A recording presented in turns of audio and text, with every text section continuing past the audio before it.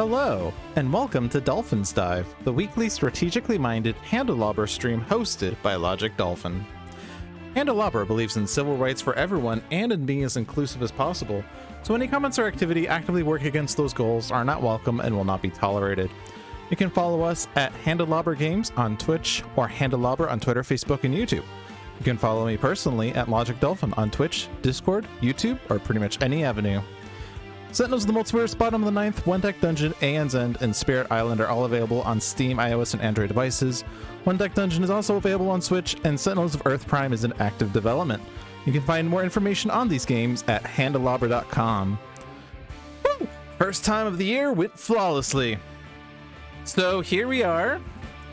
It's the start of the month. Also the start of the year, which feels like it should be an epic Oblivion. Except I'm a bit of a scaredy cat.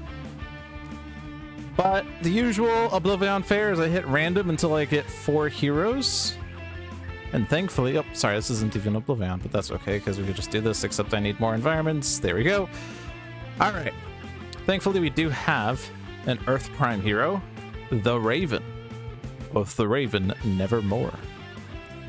And this is Variant Raven, which I believe, yeah, it is Variant. I guess this is the male Raven versus the female. I don't know the lore there, but it is the variant. So we could up the ante, turn advanced on, play H cards from the top of the Aeon Men deck in the second battle zone to start the game off with. At the end of Oblivion's turn, 2 Devastation tokens are added to the Inevitable Destruction card, and the top card of the Aeon Men deck is played here on page 1. The first time Oblivion deals damage each turn, 1 Devastation token is added to the Inevitable Destruction card on page 2. And at the end of Oblivion's turn, the top 3 cards of the Aeon Men deck are played, then the bottom card of the Scion Reserve is put in the battle zone with no Scions on page 3. Or 4, I guess. Depends on how you count the cover page. Got us to do Challenge Mode, in which the second battle zone environment is Champion Studios. Rhynet Kelvos enters play in the second battle zone, and he is permanently immune to damage in both battle zones, basically forcing the Voss Levion. Hello, Licky. You dread Oblivion Ultimate. Yeah, I don't know why, but I'm pretty daunted by advanced challenge.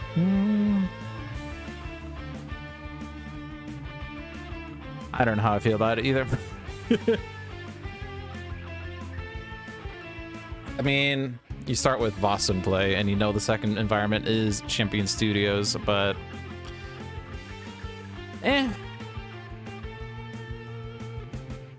I don't feel like clicking it. I do wonder what happens if I enable challenge. Does it automatically switch the thing? No, it doesn't. Because you'd assume that, like, if the second environment has to be Champion Studios, that it would just swap this in to be Champion Studios and make it locked. But I don't know, UI decisions and all that. Happy New Year, Licky. Yeah, all right, let's get started. Generally, I take about 3 hours, 2 hours on a good match, 4 to 5 hours on bad matches. So let's get this started. I will snuff out every star. There will be no survivors. You seem sure of yourself. Time for some shock treatment to knock you down to size. All right. Topmost objective is the last wager. Nice. Start with the worst one. Well, I guess it's not Citizen Storm. Heyo. Bring forth Void Soul, the primary objective, the easier objective because it doesn't require start of turn actions. But it does start with Void Soul, which is my least favorite Scion. So, and then Sanction is in Battle Zone 2. Sanction's at least not a terrible Scion. So we have 1 not terrible Scion. Oblivion deals each target 2+8 energy damage. And heroes get moved. Hey, it's at least 6 damage to Void Soul. Yay!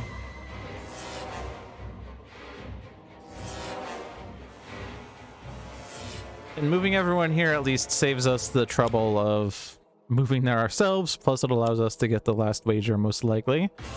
Otherwise, we would take the last wager with Tempest in Battle Zone 2 and be pretty sad. Sanction, you're pretty sure from the flying sword ship. I feel like Sanction comes... Yeah, Corrupted Adjudicator. I think it comes from... Yeah, I think that's what you're referring to. It's the first thing you're thinking about, boss.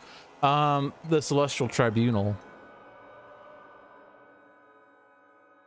Error. I am to pay for the crimes of humanity. Processing. Accepted. Error dismissed. Omnitron U, Freedom 5, number 798. You're not innocent, but I don't know that you deserve the judgment this thing wants to dish out. Legacy, bearing the blade, number 10. Okay. So we have Aeon Locust, Aeon Thrall, Aeon Vessel. That's damage, that's damage. That's play cards if there's no other Aeon men.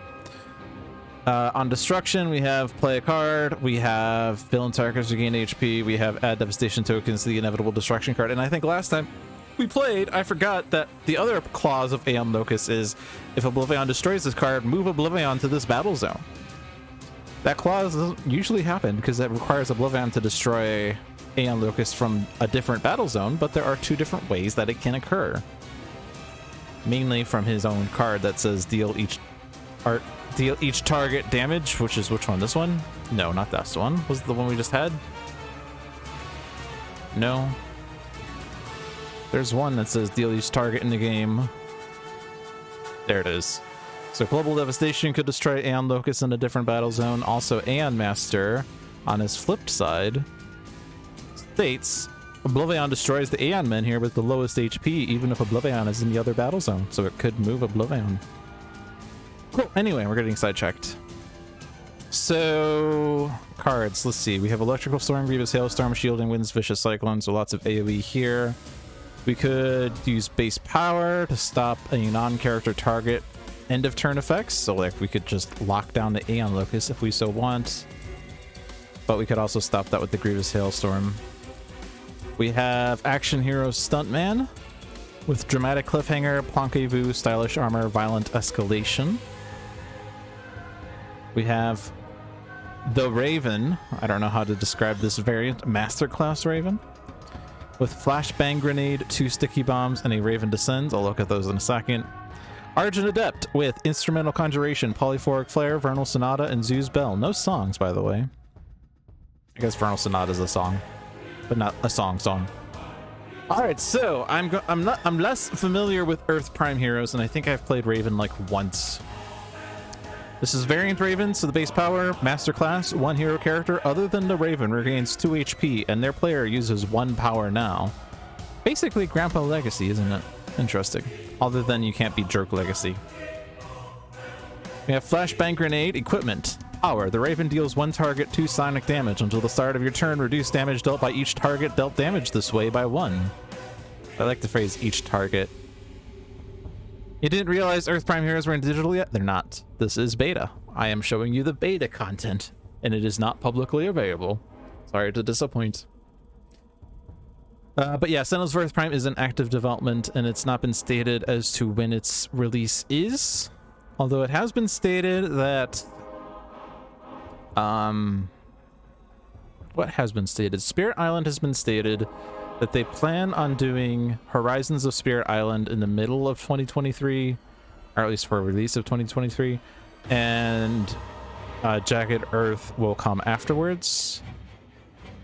And I believe, and I hope this isn't going to be some sort of spoiler because I don't think it's hidden, but I believe it has been stated, or at least John has verified, that they do plan on One Deck Galaxy at some point.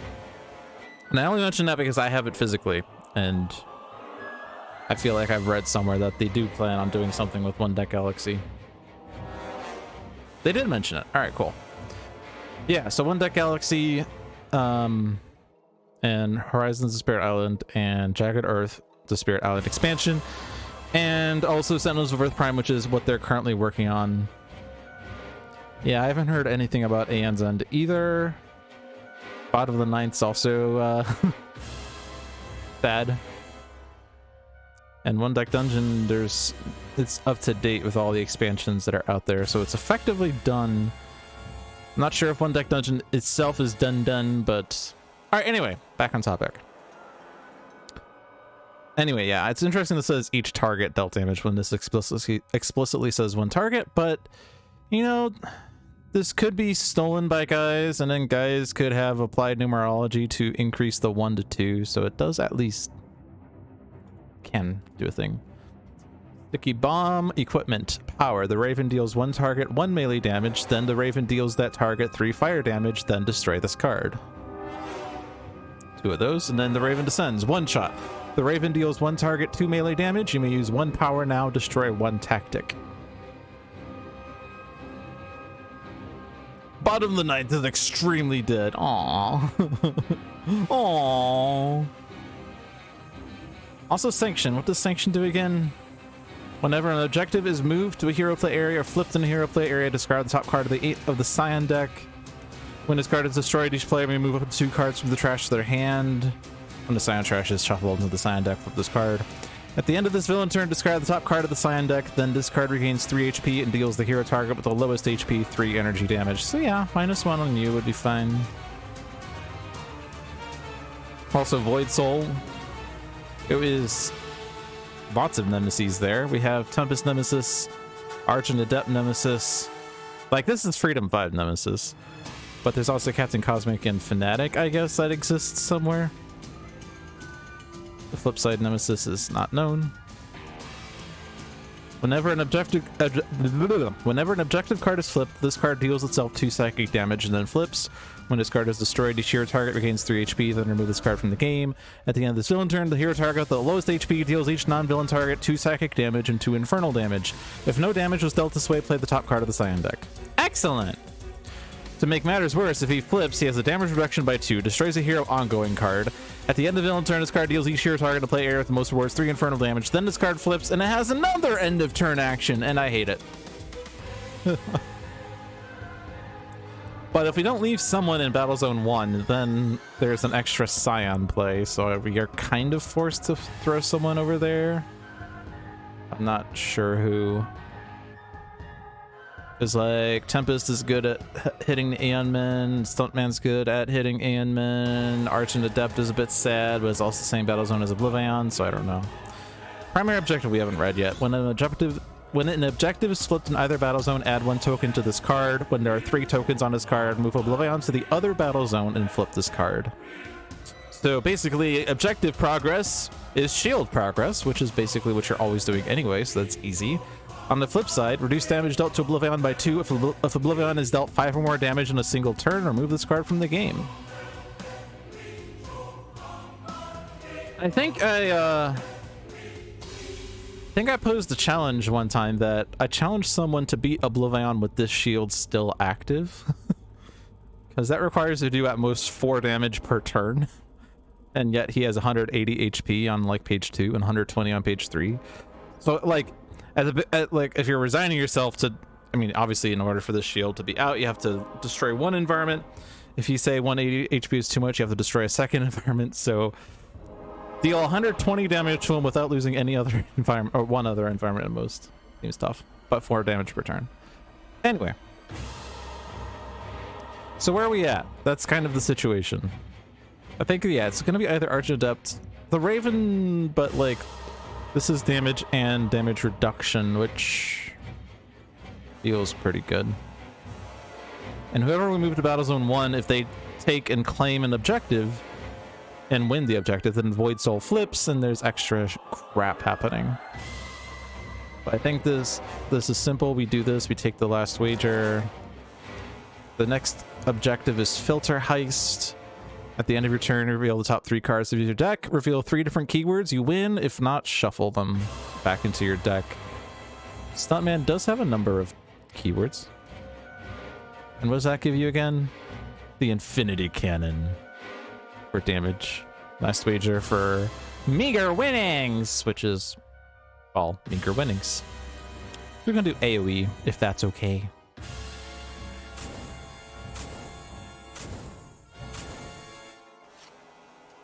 Chain Lightning. So each player may discard a card. Any player who discarded may draw a card. If 2 or more one-shots were drawn, flip this card. Hello, Iron Moose.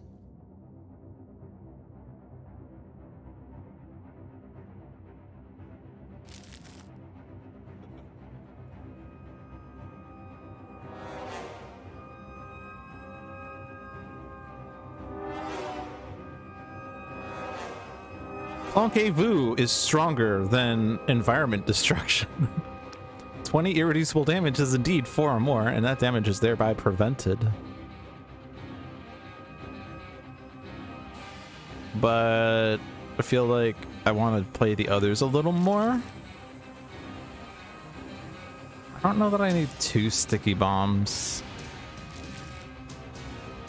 If I discard Vernal Sonata, John gets mad. I can always conjure Zoo's Bell back. I draw a one-shot. I draw a one-shot. We win! I drew Sticky Bomb. I drew the instrument again. Yay! We now have meager winnings, so if no one can regain hit points, we get a free objective. Or whatever, free thing. Does it say... If no targets regain HP this way, flip 1 objective in this play area. In this play area, and remove this card from the game. That said, I was gonna say there will sometimes not be an objective in your play area, but that said, it's kind of hard not to, because this comes right after the pre-started phase, and you can get an objective that way unless the mission deck is empty or something. Which I have yet to exhaust the mission deck. Stay, take. Next one up is a Great Fortune. At the end of your turn, you may select a card in your hand. Shuffle your deck and reveal the top card of your deck. If the revealed card and the selected card share a keyword, play them both. Then flip this card. If not, discard them both to get Lucky Break, which is pretty good. I like that a lot. I want to do Violent Escalation. I could play it off of this, because that will be extra damage. Deal up to 3 targets, 2 projectile damage. Stuntman deals 1 target, 4 melee damage. Pretty sure that could almost clear the field. Could play Coup Vassant.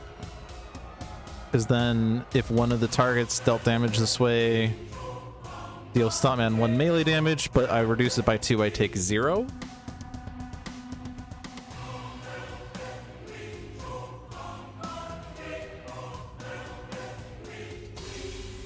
How would I make that work? I would like to deal 4 damage to Aeon Locust, probably, because that's nice and even. 2 damage to Aeon Thrall's fine. 3 damage to Aeon Vassal is a bit harder.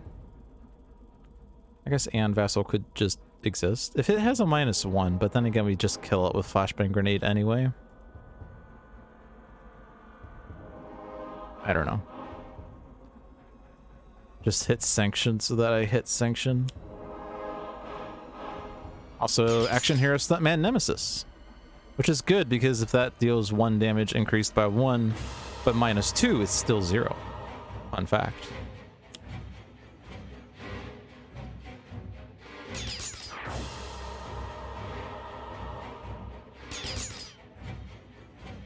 We're not really trying to make progress on Sanction directly, because if Sanction does deal damage, or sorry, if we destroy Sanction, it will just be immediately replaced on page 1, so it's not really worth it. Better on page 2, whatever. We have Kukikut. I want to reveal 3 cards. I revealed 3 or more keywords, so I get the Filter Heist. I've already claimed 2 of the 3 for the secondary objective. And it seems important for me to stay here, because if we can get Lucky Break on everyone, that'd be nice. The next objective is Red Menace. The first time this card is dealt damage each turn, it deals the source of that damage 3 fire damage. At the end of your turn, this card deals each non-villain target 1 fire damage. When this card would be destroyed, flip it instead to get the Everyman, which is pretty good for heroes that get huge decks. If I do claim with Argent Adept, I make like 0 progress to it. But Yeah, and also that happens. Is it better to have an extra Scion play than to have 2 and 2 damage to Argent Adept? On the other hand, if I move Argent Adept to Battle Zone 1, then the Red Menace doesn't deal each non-villain target 1 fire damage to these guys. It only hits Argent Adept.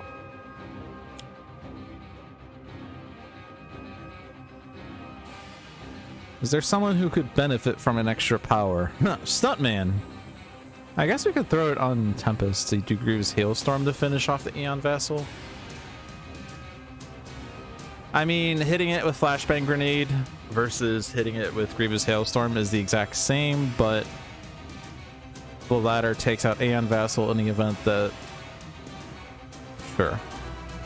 In which case, I don't have to play Flashbang Grenade, actually. But then next turn, I could do Raven Descends or something to do powers.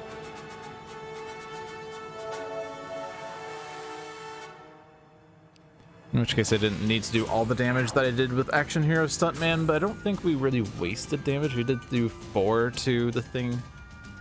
4 to the Aeon Locust, but we wanted that one gone anyway. Alright, I have to select a card in my hand, shuffle my deck, and reveal the top card of my deck, and if they share a keyword, play them both. So the options are one-shot or equipment or ongoing tactic. So the question is, how likely are we to do a thing? If I do one shot, it's 3, 6, 9, 11, 14. 14 out of 34. If I do equipment, it's 3, 5, 8, 11. That's less than 14. If I do ongoing tactic, 1, 3, 5. That's pretty bad. So it has to be the one shot then. I guess that means that if I do get this, we play them both, which means I can play Raven Descends and use the Flashbang this turn. If I lose it, then I discard it. And I lost it. Womp womp. It was an equipment. I'm gonna move. I'm still gonna take this. Next up is Hermetic. Or Hermetic. I keep forgetting how it's supposed to be pronounced. At the end of your turn, this card deals each hero target 1 irreducible infernal damage. Any hero character card dealt damage this way deals itself 1 psychic damage. When this card would be destroyed, flip it instead. And that, of course, gives us the Bloodstone. Are objectives character cards, though? Because if I do my base power, it loses its end of turn effects, which means that it doesn't hit us. So yeah, our objectives character cards?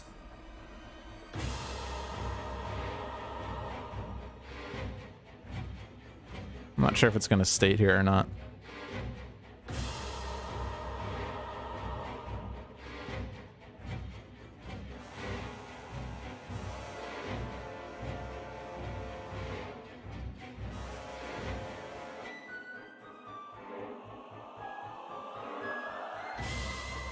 I feel like it isn't a character card.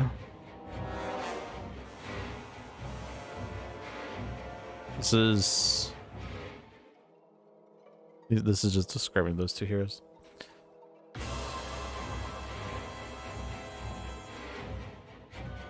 I don't have a song, so I kind of want to just skip. Putting the harp into play or conjuring an instrument doesn't make sense, so I don't have songs. I mean, I could play it and then hopefully draw the song and be able to use the instrument next turn.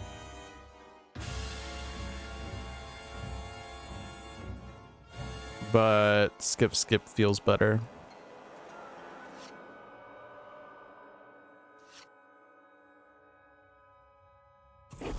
Good news is I did get a song. All of the Terminarch plays an extra card such as Groom! Hitting Void Soul. Thank you, Groom. Aeon Assault. Playing Aeon Thrall. Damage. Argent Adept damage. Hitting Groom! And Thrall hitting Argent Adept. Argent Adept's probably dying. Rat Beast going after these peeps. That makes me sad.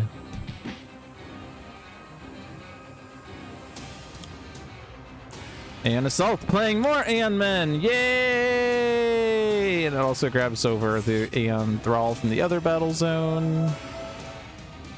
Damage, don't do it to Stuntman because Nemesis. The good news is the Aeon Men are not in the same battle zone as Oblivion, so he's not destroying them unless he changes battle zones.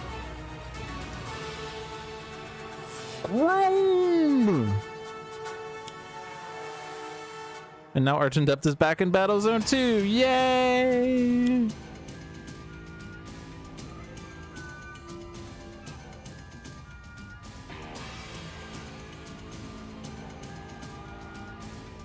So where are we at now? We have 5 Aeon Men. That's excellent. All of the Terminarch, which plays extra cards if Yonsa Videro is not in play. Groom. Groom was very strong, yes, and Groom was tough as well. La Capitan's crew couldn't even slow its charge. But the worst part was the constant yelling. Groom!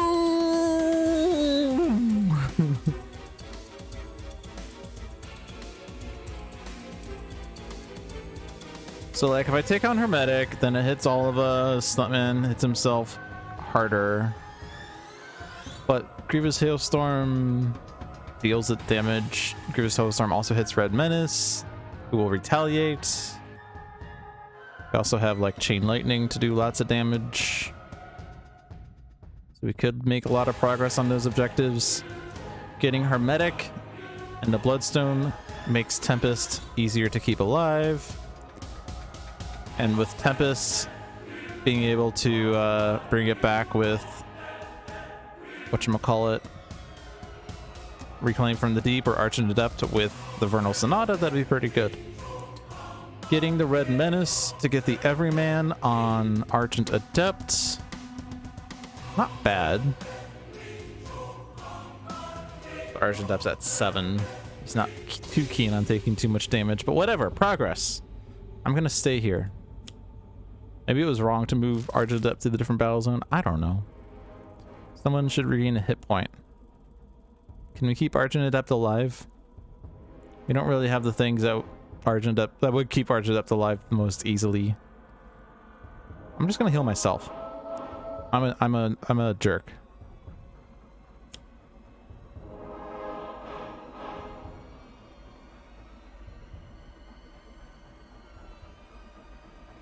Big hit here. Slightly smaller hit here. Rat Beast goes after second highest, which is always a hero, so he's a bit of a jerk as well. But we also have 2 Aeon Locusts screwing things up.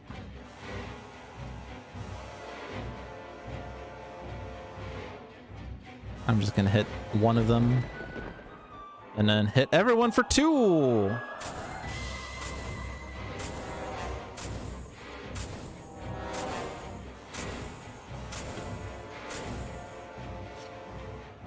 Cleansing Downpour. The reverse of Grievous Hailstorm.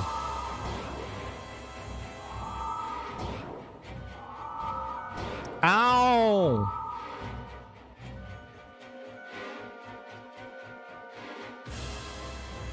Okay, True Hero, which gives me Brother Sacrifice, which could keep Argent Adept alive. We also have the Hellion, but we haven't gotten another objective. Like, we don't have a spot for it yet. Unless we were to trade out, like, Great Fortune, which I would like not to do. How dangerous is Kuke Koot? Very dangerous when I don't have any damage dealing. Oh, I do have this, actually. Never mind. I do have a damage dealing power. But damage dealt to Stuntman being increased by 1, I feel like is not worth the... It's not worth the thing. We also have True Hero. So I want to probably do Stylish Armor so I can take 1 hit for True Hero. And make progress on something. Progress on! We can get Hermetic, which will immediately fit the primary objective. I like that.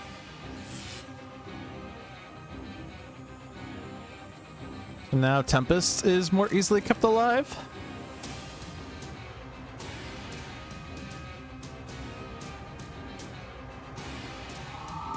We could make a big sacrifice with Argent Adept, but we're probably not able to. Oh, I guess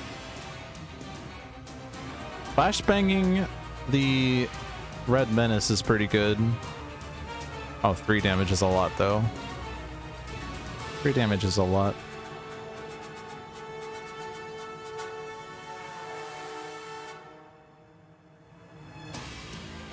When this card enters play, draw 2 cards. When this card is destroyed, move 2 equipments from your trash into play. Okay.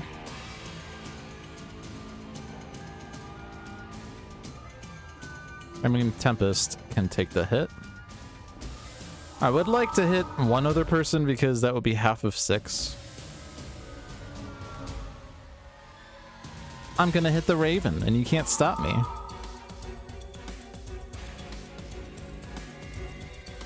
Alright, stay here. Keep the Great Fortune. Do we care about Seraph? Not bad. I could trade Great Fortune. Get True Hero this turn. Trading for Red Menace is wrong. I mean, I'm fine with leaving Great Fortune on Raven. Raven's fine with it, I'm sure. Getting extra card plays every turn on Raven seems good.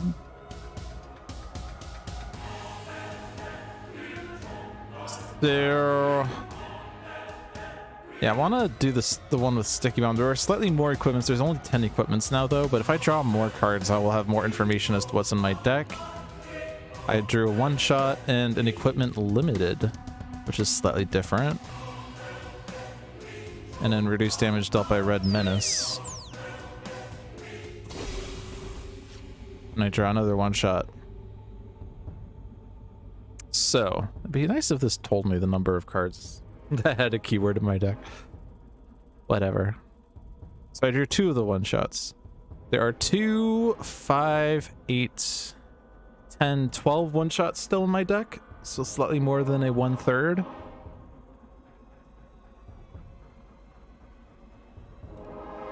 We also have equipment and also equipment limited, but what's even limited? Just the equipment, so it's not really great to get limited. But 3, 5, 8, 10, 13 equipments. Equipments are better than one-shots now. Interesting. Or no, wait. It was 12 one-shots, 13 equipment. Yeah, so it is right. I thought it was a lot better. And then there were 5 tactics still. And those are the only ongoing cards.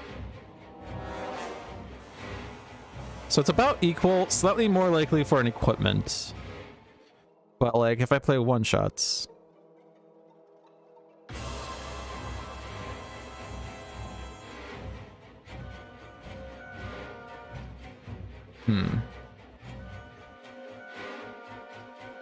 Like, if I play equipment, I don't really get any extra benefit. One-shots at least have an immediate benefit.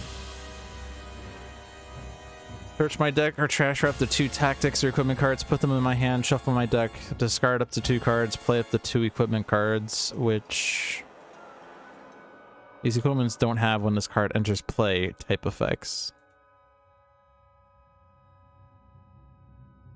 But moving a card from a trash to the top of its deck also isn't necessarily helpful. What's going to be tools of the trade? Give me one shot. No! It was again not a one shot. I should have gone with my gut and done the equipment. If I swap the Red Menace, I don't have its end of turn effect going off, but I don't know. We could get the True Hero this turn. The thing is, its end of turn effect is 0 right now, so it's not actually bad. But losing Argent Adept would be bad. We could swap for the True Hero, and then we get the Brother's Sacrifice, which could save Argent Adept, but that'd be a rather lame way of saving Argent Adept. But it would mean that we could sacrifice Argent Adept, because it does say you may. You may prevent that damage. In which case, I don't immediately... Like, I will have the benefit on the next hero that replaces Argent Adept.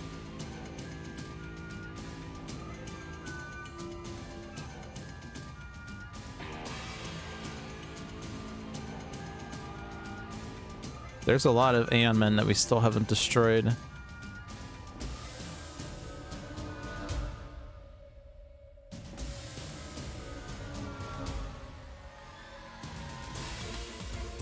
I could also lose the Everyman, I suppose. 7 HP is a long ways away.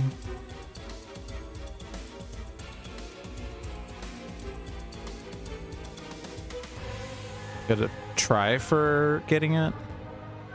Play Vernal Sonata. Not try for getting it. Try to keep Argent Adept alive. And do Vernal Sonata. Which doesn't do much except it could put the Raven Descends back on top of Raven's deck. In which case, we could use that to try for one-shots again. But it's kind of tough. I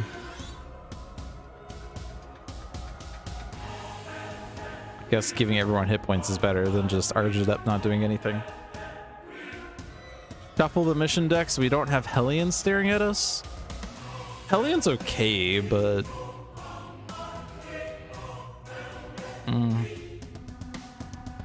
It's not the Oblivion Shard, it's not Mecha Knight Ultra Strike.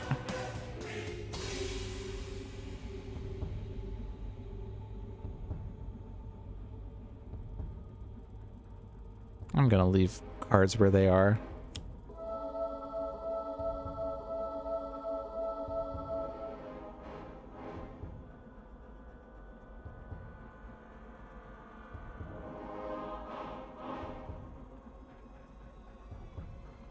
I think I'm gonna not move that. We can get Planquez-Vous back. Get the Raven Descends. Not take that. No songs. I drew another inventive preparation.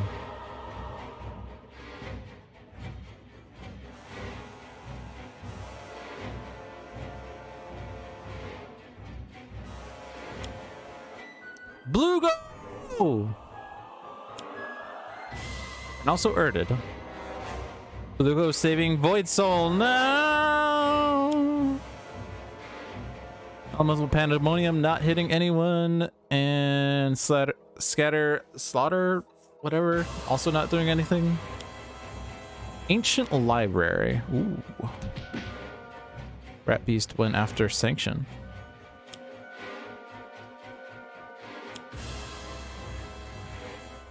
Why did you go after Sanction, actually? Oh, because Oblivion's here. Oh. What moved Oblivion?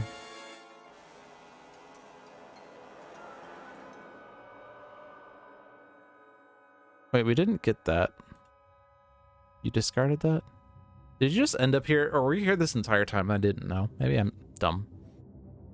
Well, Oblivion's here with Aeon Men. That's bad. I never noticed that Oblivion was here. That's pretty trash. That's really my fault, though. That means Oblivion's destroying a lot of cards, unless for some reason he moves battle zones, which he doesn't move battle zones. Unless he moves the battle zone with the most hero targets. He'll each target in a game 2 and 2. Well, the good news is we got Red Menace. And we almost damaged Oblivion, but unfortunately not.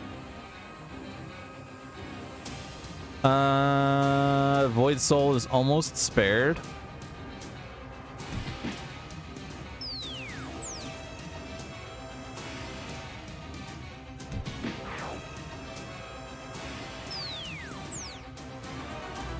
Sanction has Nemesis damage.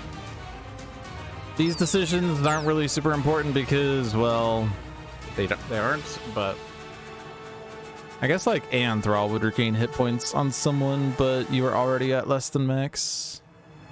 My heroes are all basically dead. With the exception of Tempest. When this card is destroyed, each hero target regains 6 HP. Does that keep anyone alive? 12? It would, yeah, it would keep some people alive. I should hit every man first so that you also get the heal.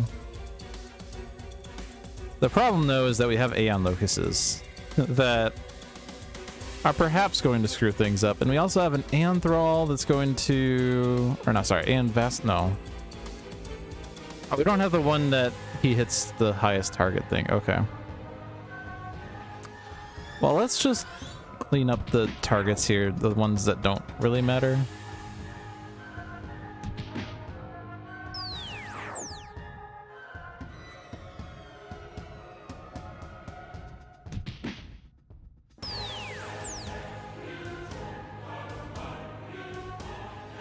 Like, this is always happening because he's playing this card. He's played this card. Doesn't matter what extra card gets played, so might as well do that.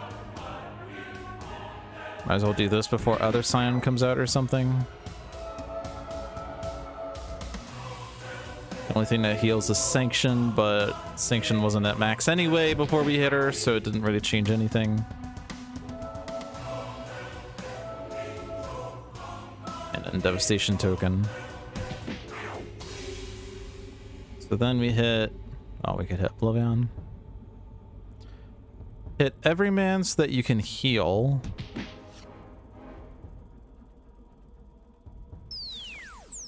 Hit Tempest so that you get set back to max and everyone heals.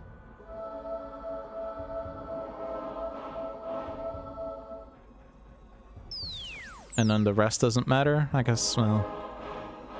Let's do this. Hit Aeon Locust last. I guess Archon-Adept died anyway. If Archon-Adept died, then we should have hit the replacement. Oh, I guess, sorry. No, the replacement doesn't come right away. Duh. It doesn't come right away.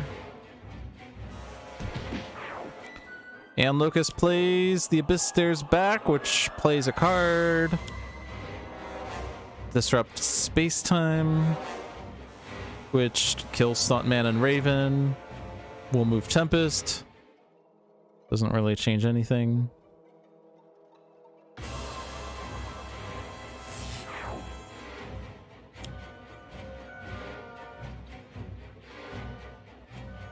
I guess actually this slightly mattered. Because we could have moved Tempest first in case he played this. I'm gonna rewind because that is a decision that matters and is correct. I just hit choose for me without thinking, as always.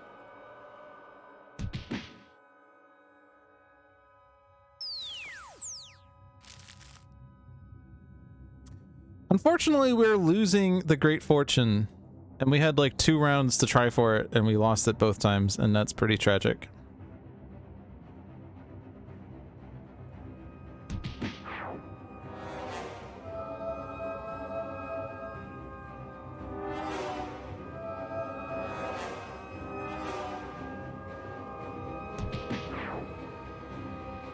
Interestingly, Oblivion destroyed these Aeon Men, despite us being worried about that.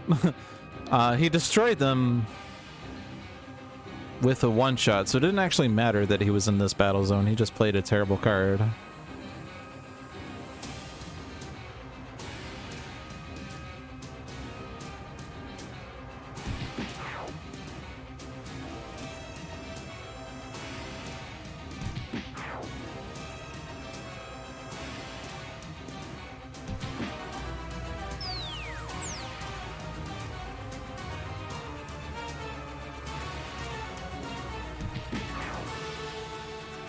But this is how Oblivion goes.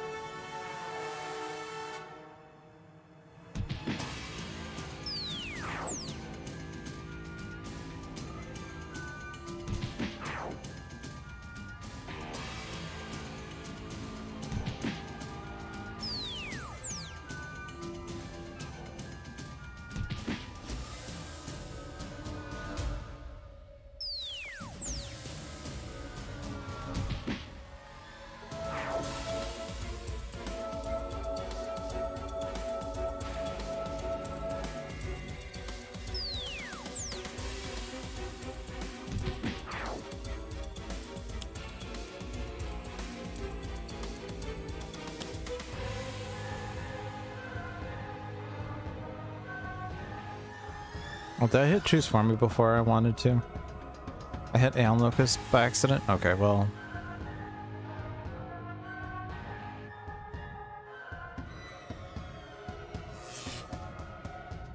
I mean, like, these characters were dying anyway.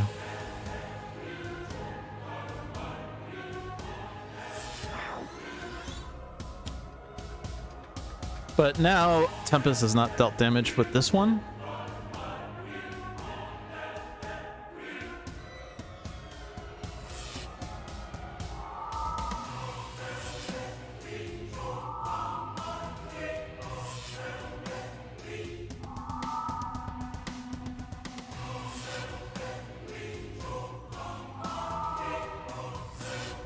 If I had paid attention, well, actually it didn't even matter because he was playing a card that said deal each target in the game. So yeah. It was this one, right? Yeah. So even though I screwed up in keeping people in a battle zone that wasn't Oblivion's, we didn't really screw up that way.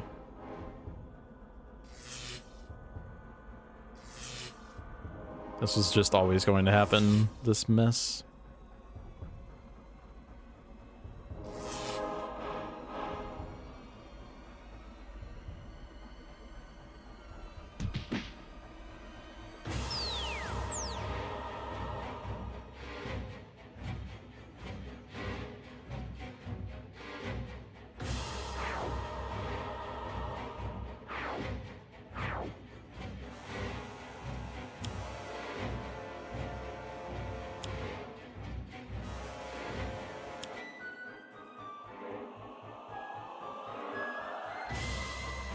Ooh boy. So I hit random. I have Harpy. Arcwatch Harpy or base Harpy? I could never tell. Regular Harpy. Harpy with Infinity Cannon.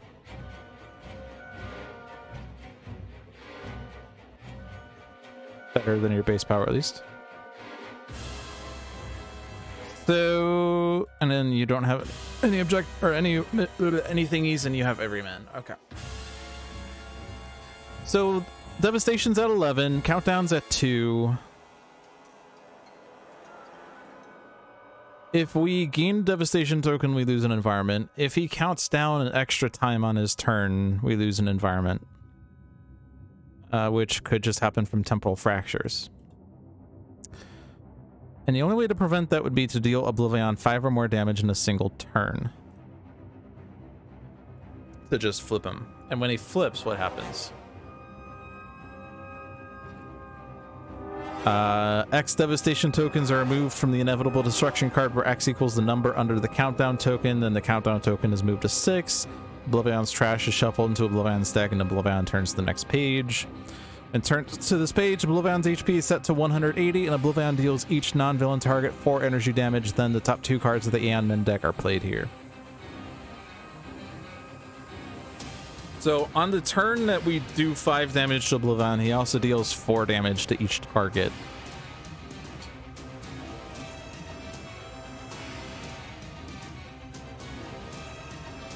Who's the most capable of dealing 5 damage for one? I mean, like, right now we only know these 2 heroes. Can Tempest deal 5 damage? The answer is no, because Tempest can only deal 2 damage because of the -2. Harpy's Infinity Cannon is not irreducible. This would deal 5 plus 1 by Nemesis, but -2, so 4 damage. And she would have to take her pre-start action would be to claim the reward, her play phase would be to play the reward, her power would be to play the reward, so there are no other things happening that way. The only other thing that we know is that we have an Everyman here whose end of turn is to deal 1 target. Damage equal to the number of cards in your hand. Could be 6 if we skip. Oh, actually, no, we can't skip. We have to claim this in and play this, and then, yeah.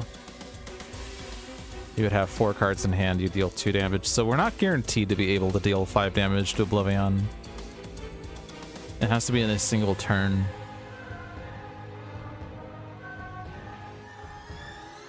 Leaving everyone in Battle Zone 1 otherwise is probably slightly better, especially if we're not claiming objectives, because Void Soul won't freak out, but on the other hand, there's Aeon Men there. I mean, like, if we are flipping Oblivion, we want everyone to not be in the battle zone with Oblivion, otherwise they take 4 damage. So I guess we do leave her there. Rando, Captain Cosmic. Steady on, chaps. We'll find a way.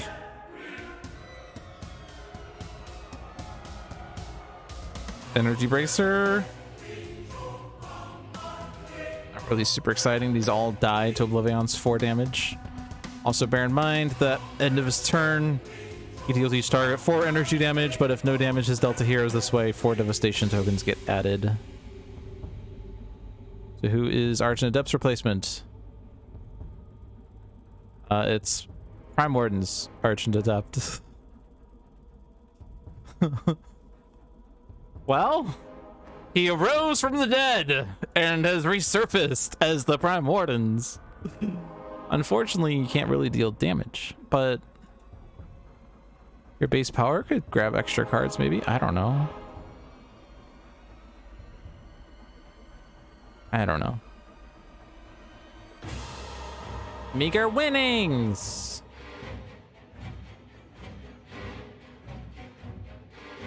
We're not getting Hellion.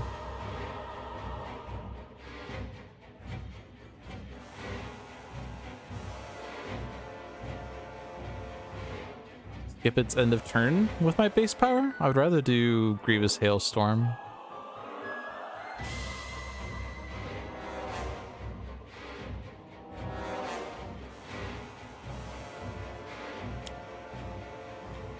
I mean, I guess 1 damage to everyone isn't that bad.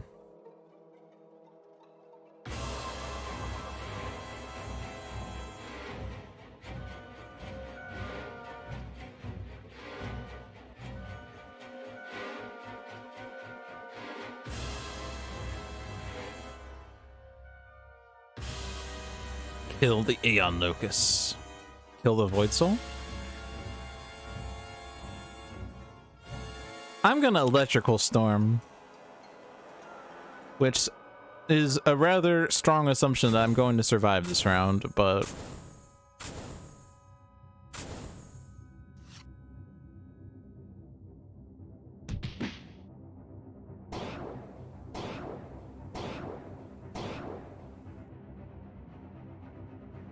next objective is Digital Age, which could play extra cards.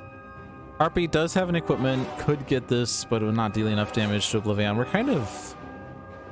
What? Also, do we have ink caps that are helpful here?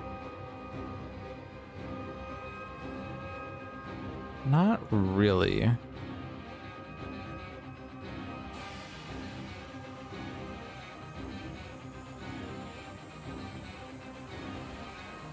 I mean, taking the Infinity Cannon is fine. It's not enough damage to Oblivion, but we'll pretend like it's fine.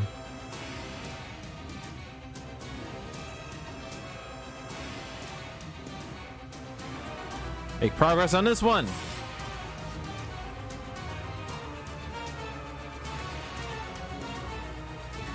You have no equipment cards, but you letting Tempest use a power could be fine. Or letting Harpy use the power for 5 damage.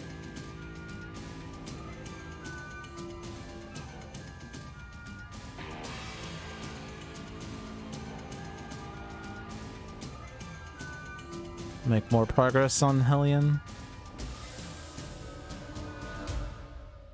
Depending on what the top card of my deck is, we could claim it.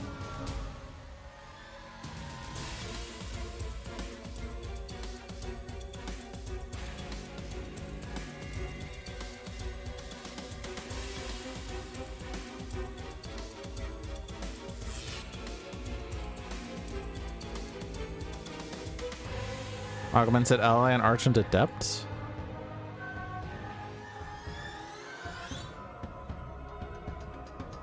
What would that do for me?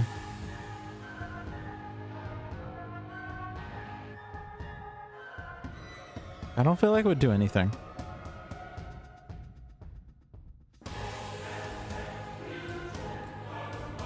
But playing a construct is also not super helpful if they're just gonna die, but I guess putting a construct into play, it kills itself.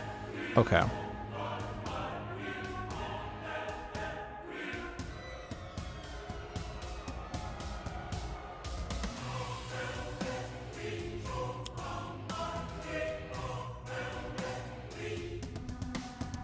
Put this on the highest HP because it's probably going to be hit by something.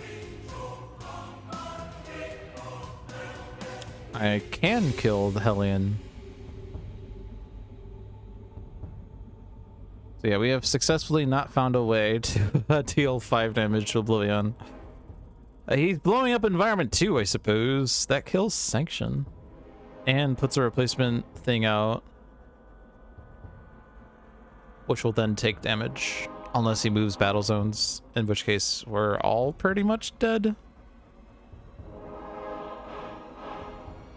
We could try to stop that environment destruction by moving Argent Adept to battle zone 2. It opens the door to Oblivion and Sanction hitting Argent Adept and or Everyman.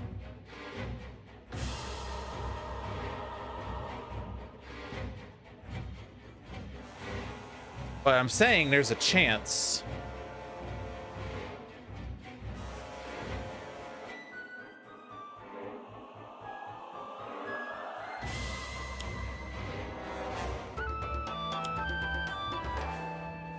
I may use a power now. I have no powers. This doesn't work.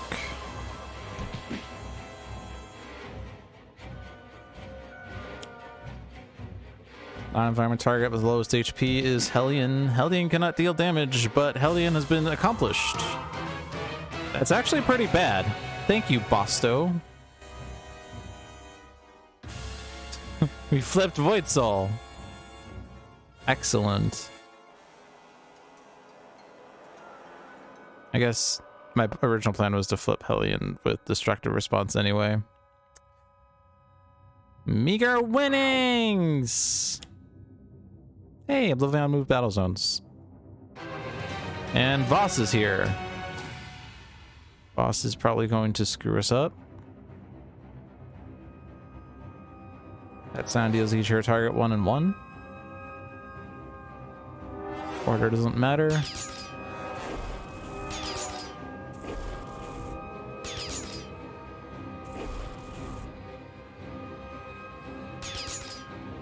Energy Bracer briefly did a thing.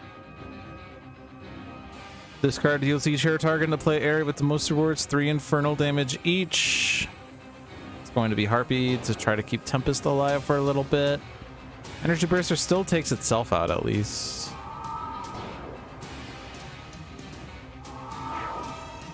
Destructive Response goes off.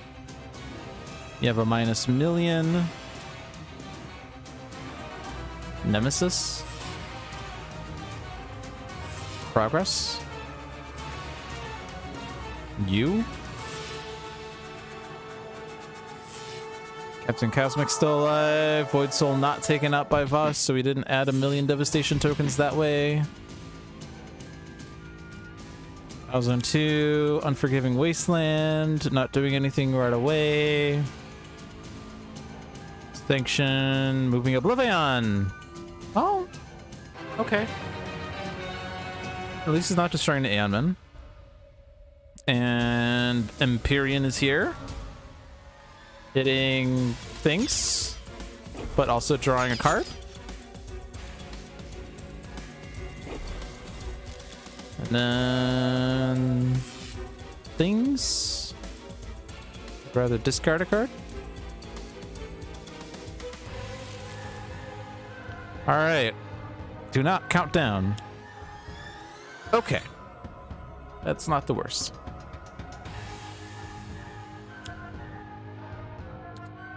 So every man should be able to do enough damage to Oblivion if I do this correctly.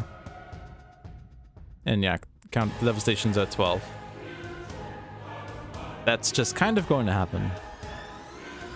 The main problem though is there are 2 Scions in both battle zones, so if I want to prevent all devastation tokens, I need to put 2 heroes in both battle zones.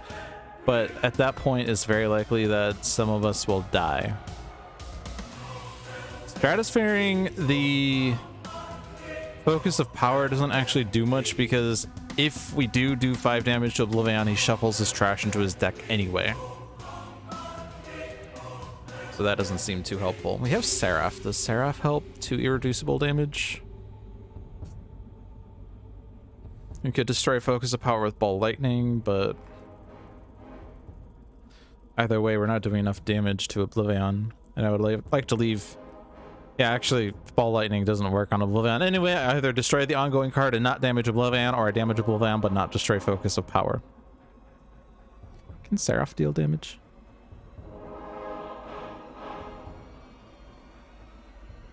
Yeah, I guess the target that cannot deal damage is Hellion, but Hellion was destroyed, so Bosto's effect didn't work. So, Storm and Grievous Hailstorm deals a lot of damage to those Aeon of course. We'll probably flip Void Soul, or not flip Void Soul, we'll probably destroy Void Soul. We have the Digital Age here. We would like to not claim it, actually, because if we do claim it, or, well, I don't know. Yeah, so the correct decision is to stay here and to take this on. It's actually an objective that is fine on its front side because it is extra plays. We could discard a non-equipment card to play the top card of my deck. If the top card is an equipment card, I would have to discard a card for it to not get discarded, but that's fine. There aren't too many equipment cards. I think the only equipment... Oh yeah, there's two of them actually. Elemental Subwave Inducer and Genebound Shackles, both of which are fine. Then the 1 damage to all. I don't think the order matters.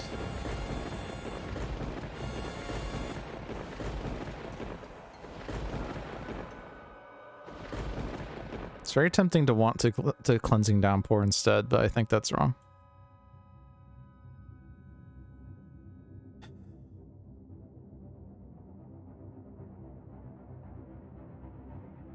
Is there a reason to do Shielding Winds? I don't think so. I mean, very likely Tempest dies or something, so... Just get rid of the focus of power because you're the only one that can do it. Uncontrollable Flock looks like it would, except it's one of your ongoing cards. Oh no, if all of your tokens are Avian, destroy an ongoing or environment card, right? So this would kill Void Soul, and we get the replacement immediately that we can start beating up at least. And we get the hit points for that. Except for Arch and Adept. Also removes the Devastation token by destroying a Scion. Or not an immediate risk of environment destruction. And then cleanse the downpours. Progeny is here. He gets tokens the first time he's dealt damage each turn. Flips at the start of his turn if there are 4 tokens on his card. Otherwise, deals damage at the end of his turn equal to the number of tokens on this card. Meh. Meh.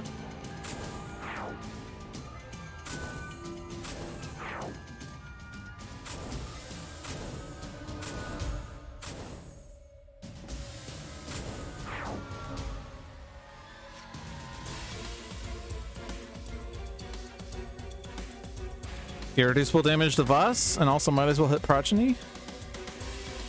I don't know if it's even worth hitting Voss, honestly, but Progeny's already been hit, so might as well hit him. We could hit ourselves to play a card or use a power.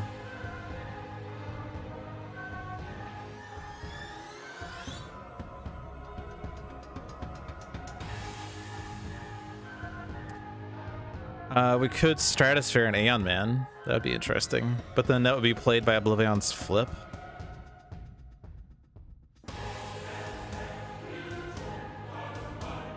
It would be interesting if I had done Cleansing Downpours to play, because then I could hit Seraph to use the Cleansing Downpour, and then Seraph regains the hit points immediately. But I guess Shielding Winds will work against Voss at least.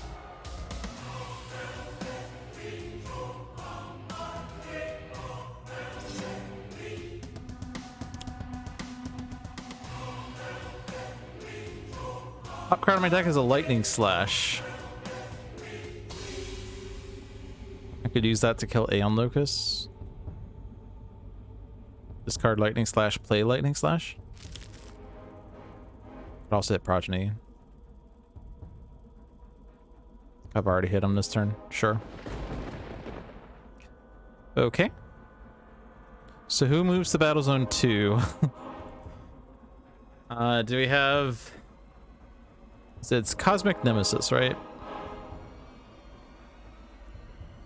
It sure would be nice if we had the energy damage immunity one, Cosmic Crest, because then Empyrean can't really hit Cosmic or his constructs, but at the same time Sanction would also hit the lowest target one, which could be okay if it hits, like, you know.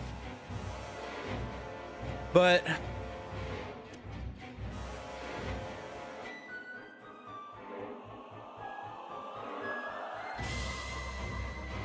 summon the Colosseum. I mean, I guess that would have been nice to have had a second ago. I'm gonna leave Harpy here. Although it is Voss Nemesis. Voss is going after Harpy.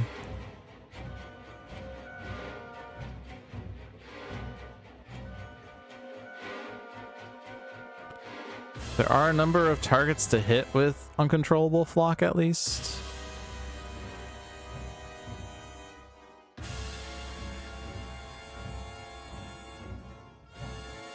I don't want to do the Arcane Explosion, honestly.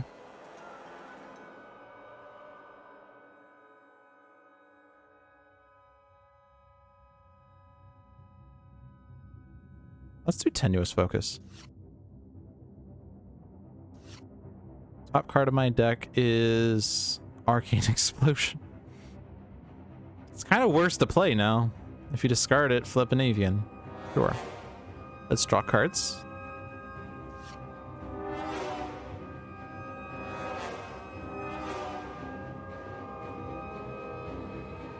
I don't want to hit Progeny right now. It gives me 2 tokens on the Colosseum. I get another Arcane Explosion. Yay!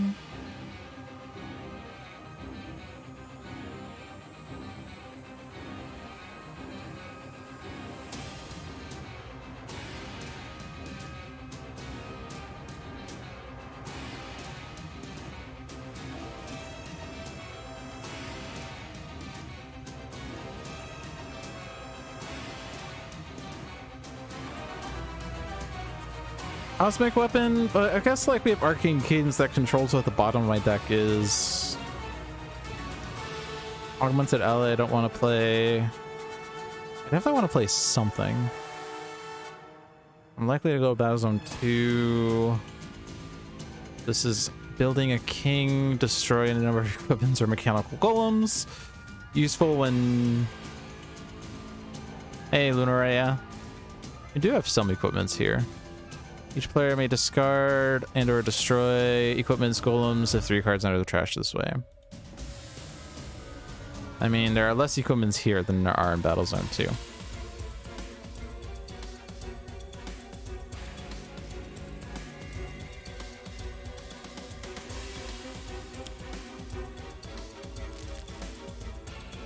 There are no constructs in play. I definitely want something for Sanction to beat up anyway.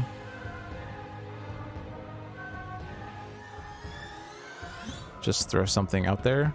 I mean, Autonomous Blade on Everyman does something?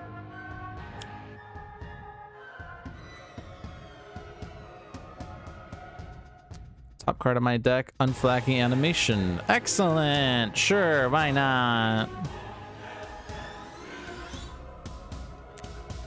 0 equipments, 0 golems, 0 equipments, 2... and 0 golems, 0, so no reason to discard for this. Oblivion Shard on Argent Adept. Okay.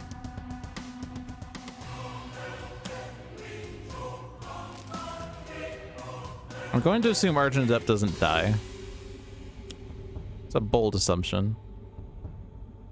So one of these could be put on the bottom of my deck and be played with my base power. And the other could just be played. I conjure an instrument. The problem is... what's helpful? I don't think a play or power would be helpful, is the thing. Company of a Rhythm is not helpful. Counterpoint Bulwark will eventually be fine. We don't have a means of conjuring an instrument. Oh, we do. Never mind. What the frick am I talking about?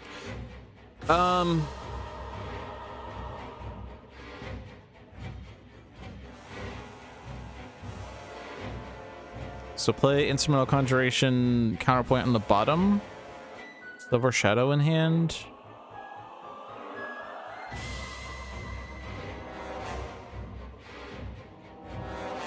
Syncopated on top.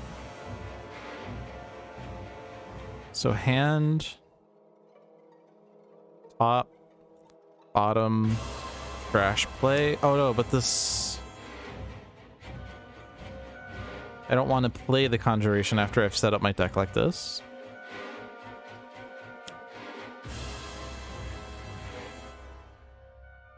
I want to draw the card. I want to do the bottom card and also... Maybe I do Syncopated Onslaught as the play instead. I mean, like... Because I definitely would like the things that I had. So... Silver Shadow in the trash, but Silver Shadow's good.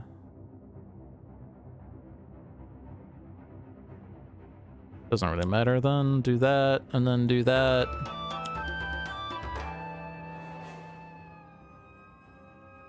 And we want more cards in Argent Adept. Because we need to deal 5 damage with every man. 7 minus 2 is still 5. Congratulations! We did the objective! Yay! Also, I guess it's important to know that Oblivion's going to deal 4 damage, which will hit the Autonomous Blade. So Autonomous Blade, go off first, please.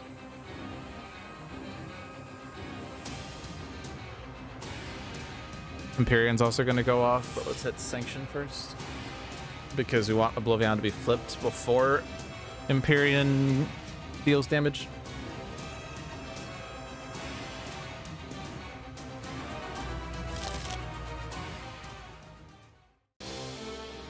Alright, page 2.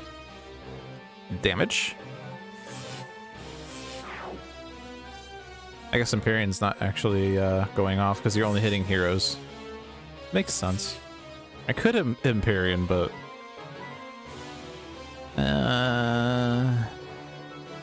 Nemesis damage to the Captain Cosmic. I'm going to say no. And man...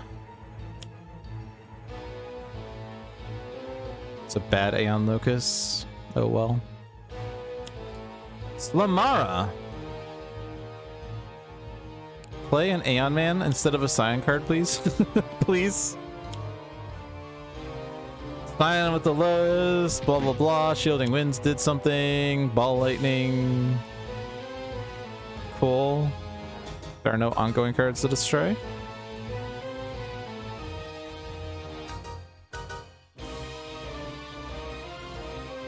Can't hit you, don't want to hit you. That's a lot of damage. Let's hit you. Do not destroy things. Flip an Avian. You may destroy one of your cards. If you do, flip a token. I don't want to destroy that. Draw a card, use a power. I will use the Infinity Cannon. Hello, hello, hello is life. Hello.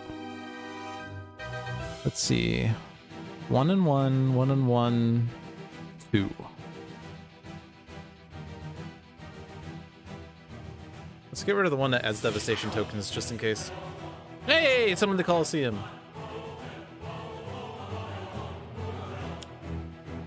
Damage.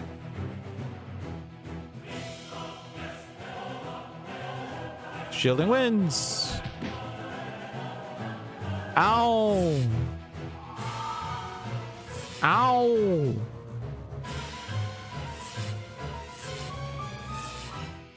Well, at least we got the Colosseum summoned before Harpy died, is what I'm seeing here. Khan's Bunker. That is not a thing that will remove a card from the game.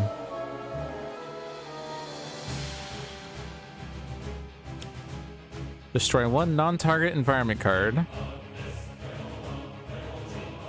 I would rather leave the Unforgiving Wasteland out. It seems fun. Damage. Our draw.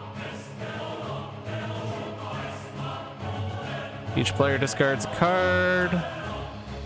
Construct in the trash is fine. You have a conjuration. I could put it in. Oh, but I probably want to keep the equipments in my hand, honestly. I'm gonna get rid of a Rhapsody of Vigor. Sanction regained hit points. Every man was hit. Someone has to discard or destroy. Cosmic can discard. Because constructs in your trash can come back into play. Yeah, Lucas plays another Aeon Man. Okay. So no environment's getting destroyed. Deal each target in the game 2 and 2.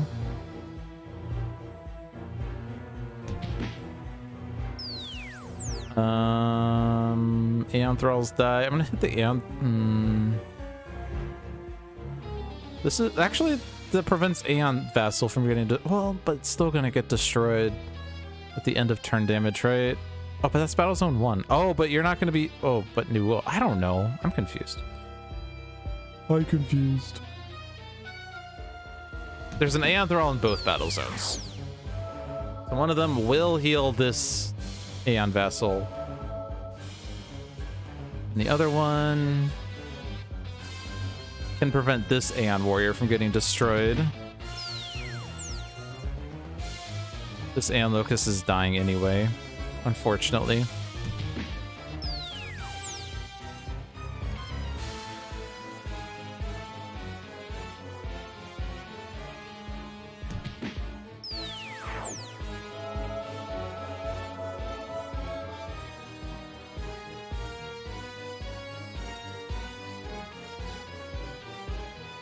This is going to trigger a retaliation.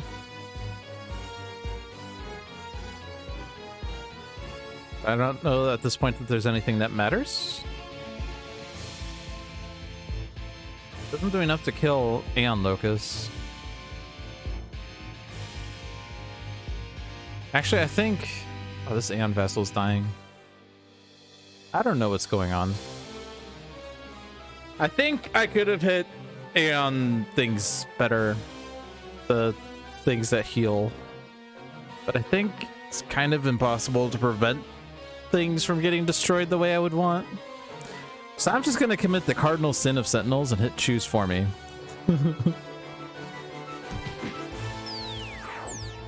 Because at this point, I'm not convinced that there's a way to order this to make it better.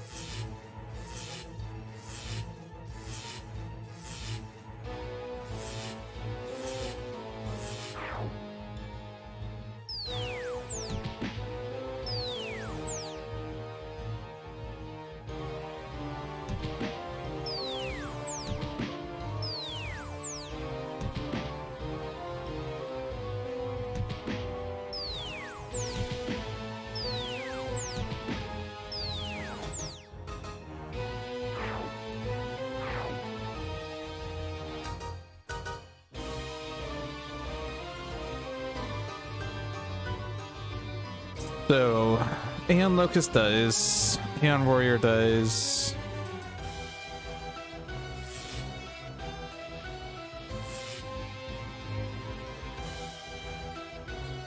You need to hit a hero to prevent 4 tokens from being added.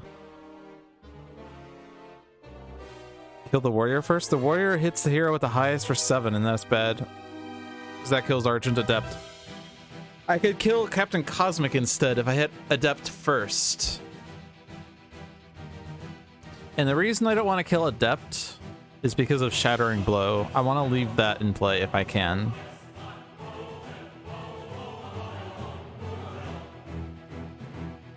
Because if I lose it, then I have to reshuffle the mission deck to get it back.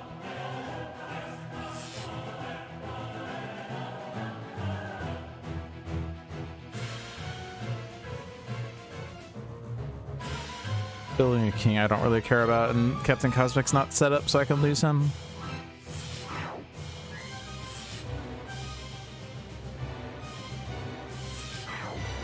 And the extra play is Devastation token in play. Gets a focus of power in Battle Zone 1. That's okay. Random! We have Termination Bunker.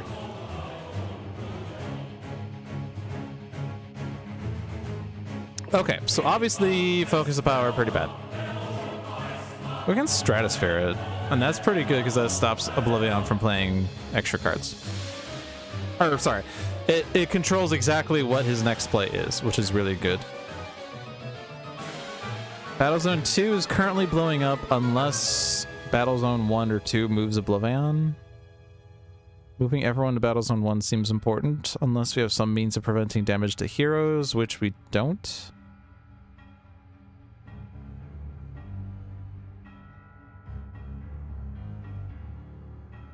So stay there.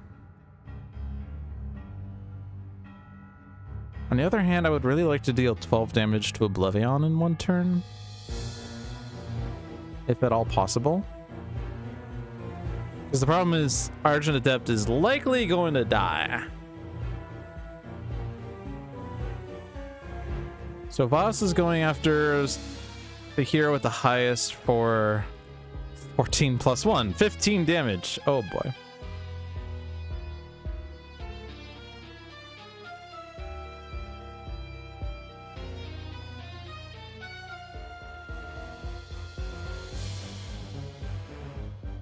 Oh, is it? Oh no, it's not going after the mainstay. Player with the highest is Termination, yeah. It's also doing a lot of damage to Progeny, and also Progeny is going to be flipping. Oblivion blowing up Battle Zone 2 destroys Sanction and also does a lot of damage to Empyrean, flips Empyrean, blah blah blah.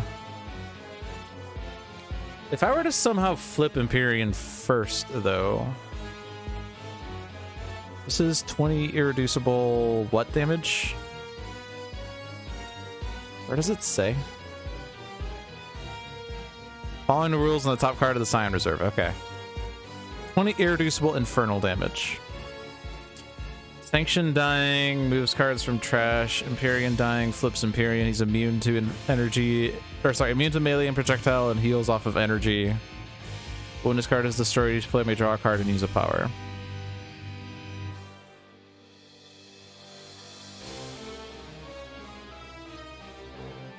But again, doing 12 damage to Oblivion would be pretty nice.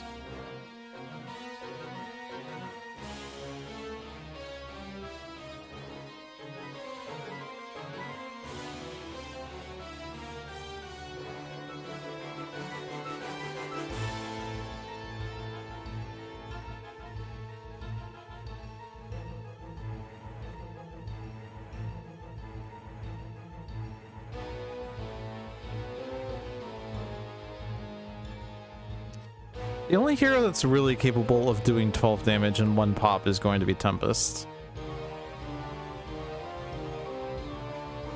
Electrical Storm, Grievous Hailstorm, Seraph,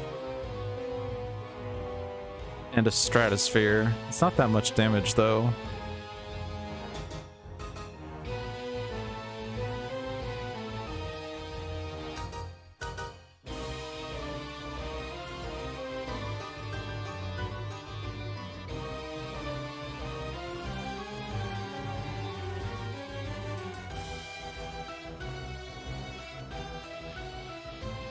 This one's destroy one of your cards to do things. Yeah, it's not the helpful one.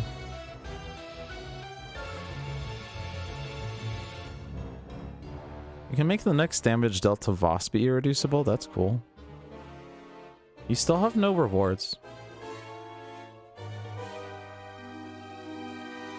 At the start of your next turn, reduce all damage dealt by 1.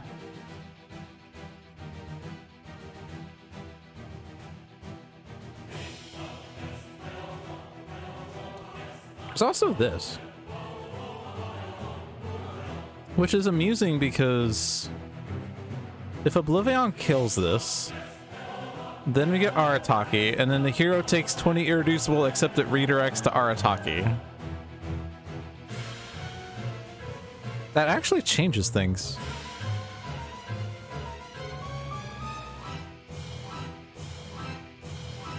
Arataki takes the environment destruction damage.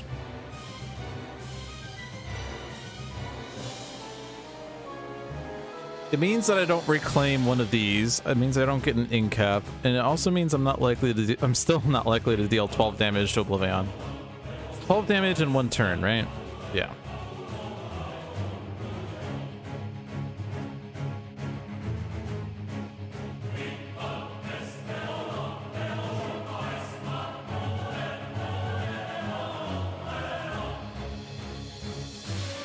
The interesting thing is that Bunker could just kill Sanction directly, which doesn't do anything with no cards in your trash. We could try to do it with Tempest instead. Replace Digital Age with Arataki, move Tempest to Battle Zone 2. But then we lose the Stratosphere, so the focus of power is still at risk. Which is pretty bad if they move Oblivion to that battle zone on their own turn. None of the other heroes have ongoing destruction. I mean, Archadept eventually does, but he needs to be able to perform the melody, activate the perform of a melody and get the card in play, which is not currently in play right now, so that's brutal.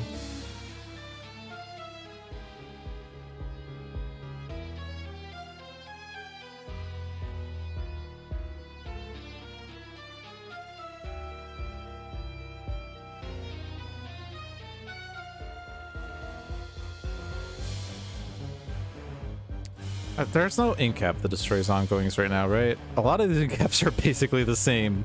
Play power, play power. Draw power. Play power.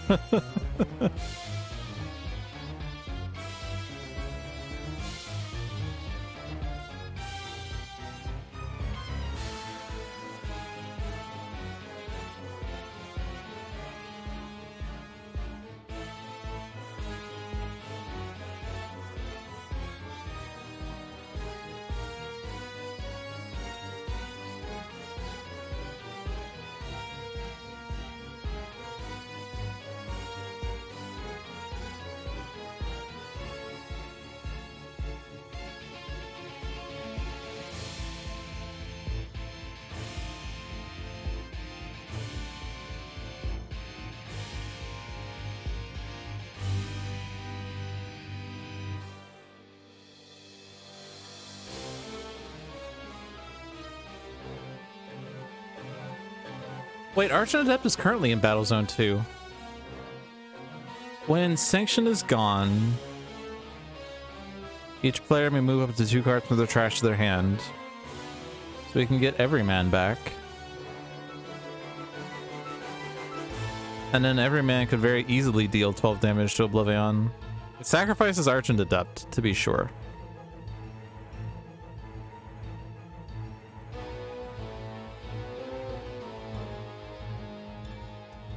For that to work, we need to kill Sanction. So one way to do that is obviously move Tempest, but that seems wasteful. We could move Bunker and save Bunker with Arataki.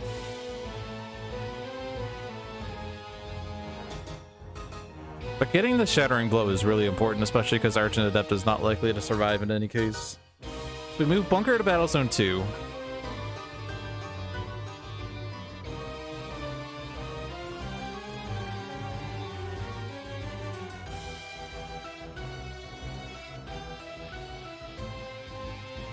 And then Bunker takes Arataki, so you could trade Digital Age, I guess, except there's no ongoing objectives other than Shattering Blow. Which, for that to work, you need to move to Battle Zone 2, and then that's kind of moot. So you're just not going to do... You have no incaps, you have nothing. Okay, so then Tempest stays here, and Stratosphere is this, and then stuff happens. And you're going to be hitting Progeny, so you might as well do all of your actions to damage Progeny. You can stay in Battle Zone 1,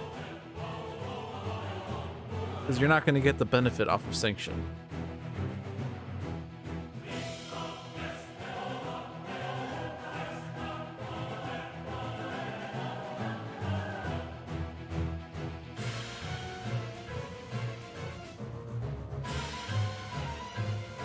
So don't swap, don't shuffle.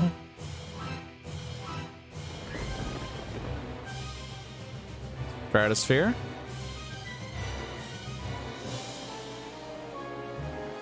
And then might as well do this one.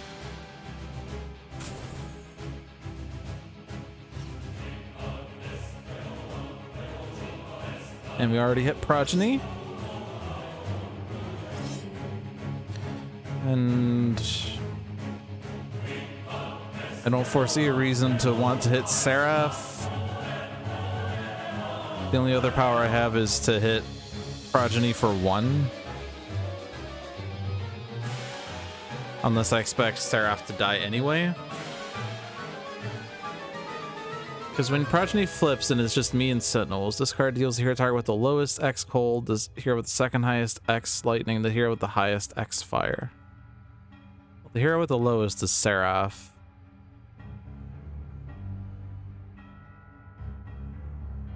It's going to be taking 5.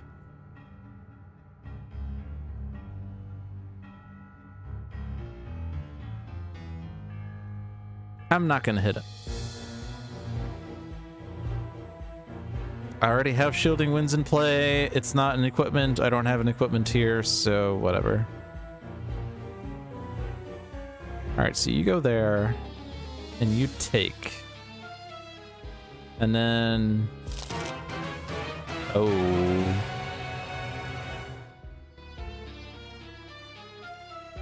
Oh, that makes everything worse. Oh no. This deck shuffled, so Sanction flipped, and now you have a frickin' -2.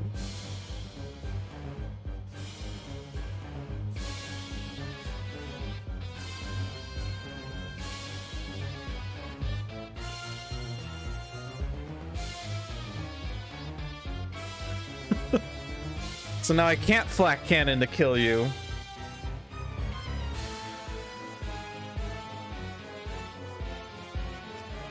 I mean... Oh, wait, no, this is the wrong one. Bloodsworn Exhibition is there, but by Bloodsworn Exhibition, I don't have the Enraged Terrorbird.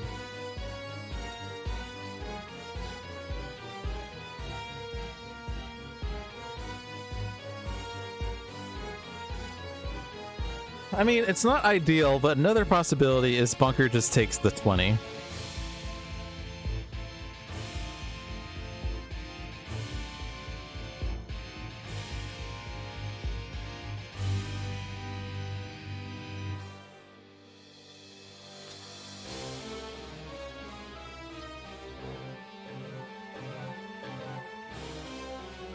Oblivion doesn't have the buff on page 2.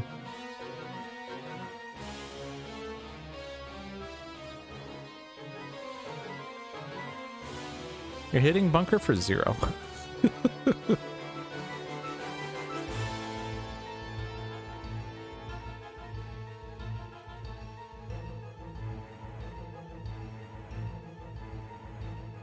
let's go back for a second. Obviously, the Scion deck is empty now. Whenever an objective is moved to a hero play area or flipped in a hero play area, so you could regain Bloodsworn Exhibition and use that, or you could reclaim Infinity Cannon and use that, or you could play Flak Cannon and use that, but that would be, you know, less good than the Infinity Cannon. The issue with that is that we don't have Arataki.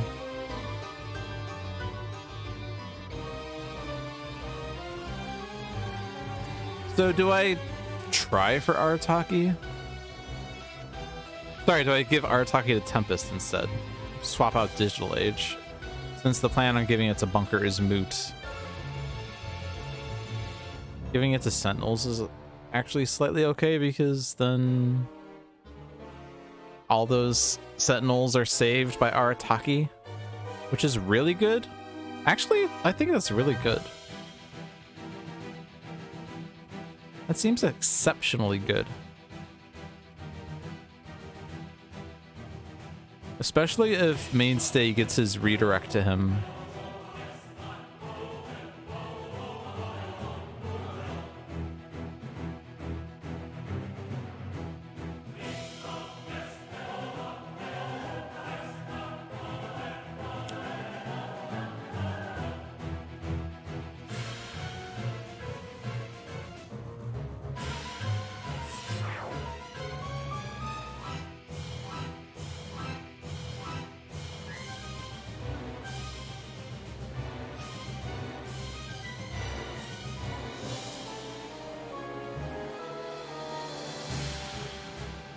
You're definitely staying here. That's for sure. And now we draw cards.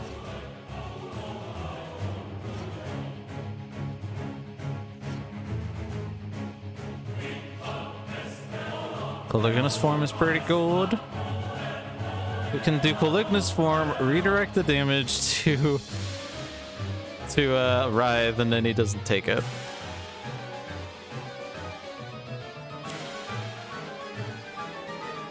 So what now?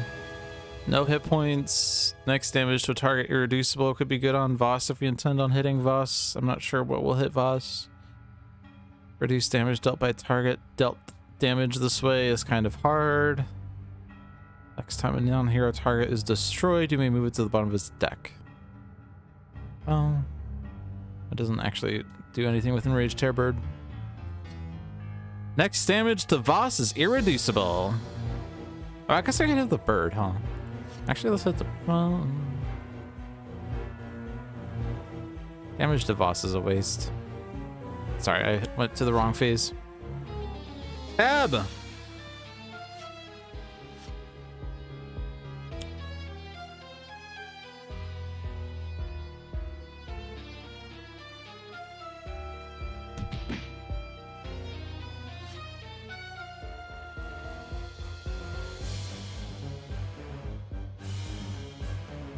You may discard a card.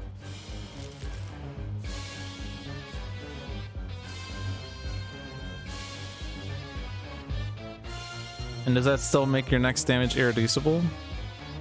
Yeah. Alright, you stay here.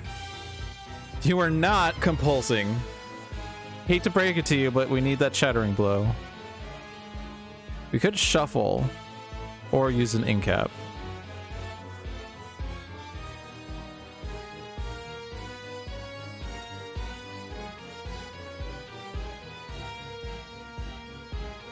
I mean, Nature's Compulsion is not really a good one anyway. I mean, it eventually is good, but not right away. Time and time again, if we have 12 cards and trashes, we have 1 and 1. And I have to play Everyman. I have no choice there. My hand has 10 cards. Ooh, I need more cards. I need more cards. How about I get more cards?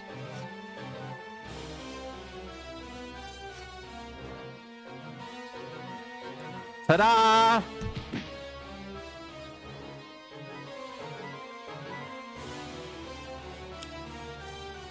Immutus!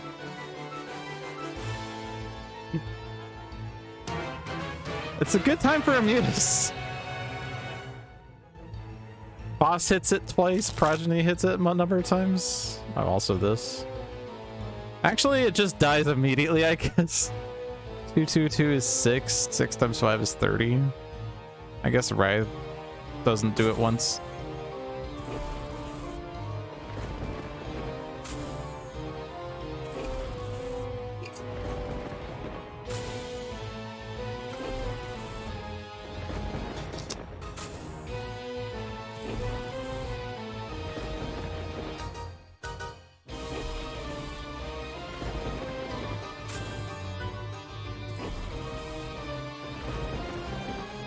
Immutus!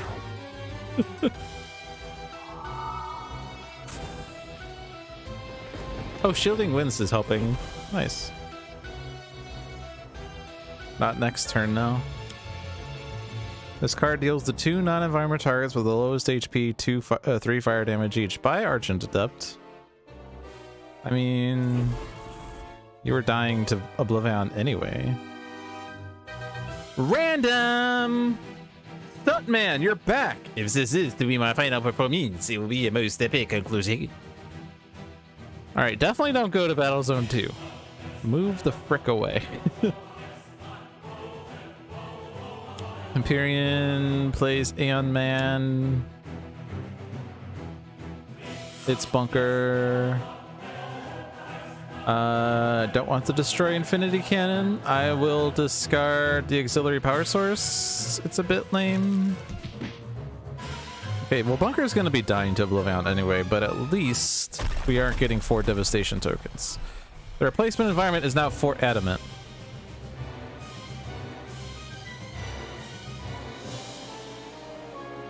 I just realized we don't have any Earth Prime things in play anymore. Feels bad, man. 20 damage to everyone, huh? That's not Nemesis. Oh, but he takes himself out. Ooh.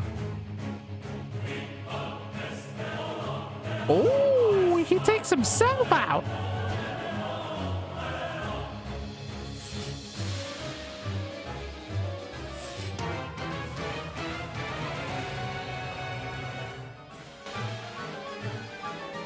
Unfortunately, then that's it.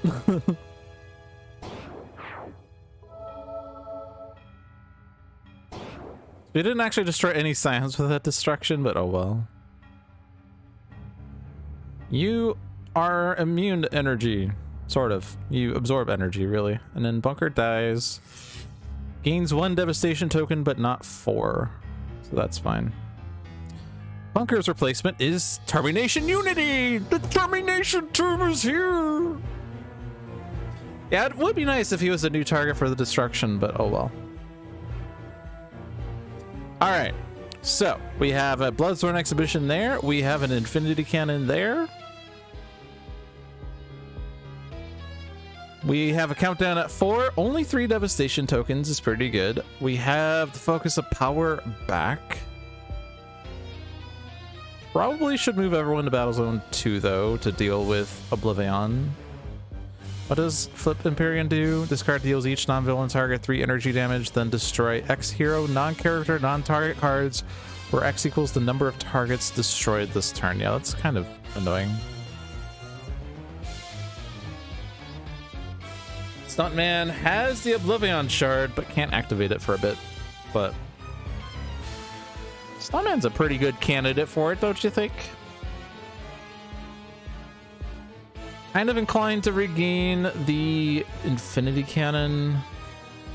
Your base power is basically to just draw a card right now anyway, so this gets me card draw. I could flash forward for golems or whatnot, but I kind of like damage unity. Enraged Terrorbird, we would like to make progress towards, but I mean, it doesn't really matter. You don't have anything to reclaim, but you could just gain an objective. No, you can't gain an objective. Can we trade? No, we can't trade.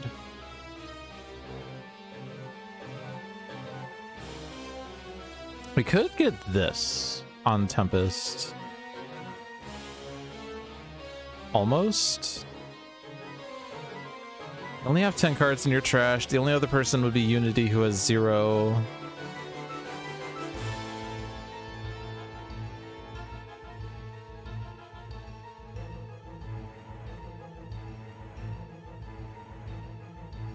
Oh!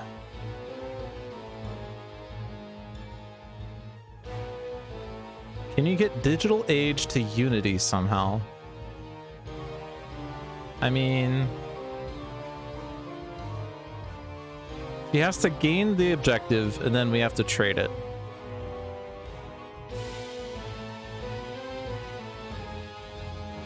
I mean, obviously it's really good on Unity because her equipments are not lingering anyway.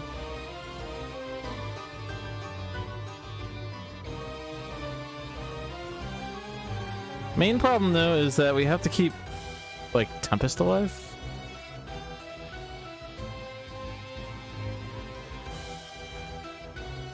If he could somehow get a card from his trash, he can get the Bloodstone back.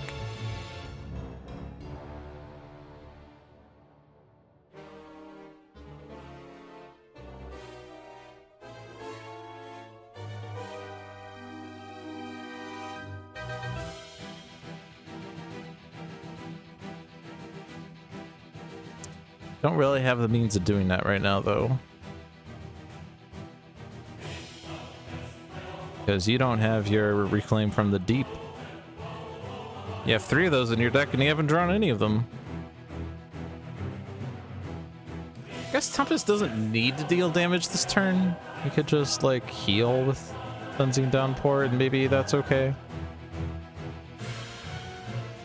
There's also this thing here still. We stratosphered it and it's back. Weird. Oh, this also is here. Put a deck in its trash.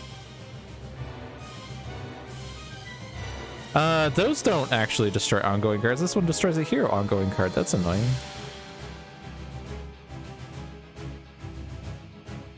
Wow. If I want to get the digital, sorry, not the digital age. If I want to get this on Tempest, well, he doesn't need it. This is just what, damage or plays? Yeah, he doesn't need it. Could just leave digital age there. Try to keep Tempest alive with cleansing downpour. Ideal is reducing Oblivion's damage by 1 is fine. This destroys ongoing cards. We could use that to destroy this. The problem is I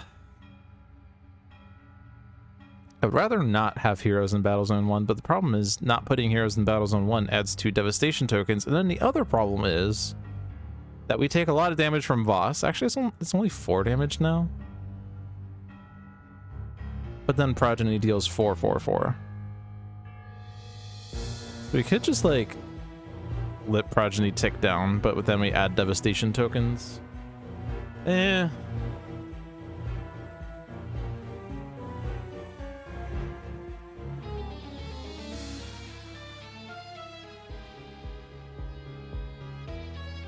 Alright, so thanks for stopping by, Lunarea. So let's keep Digital Age then. We can swap it to Unity in the future.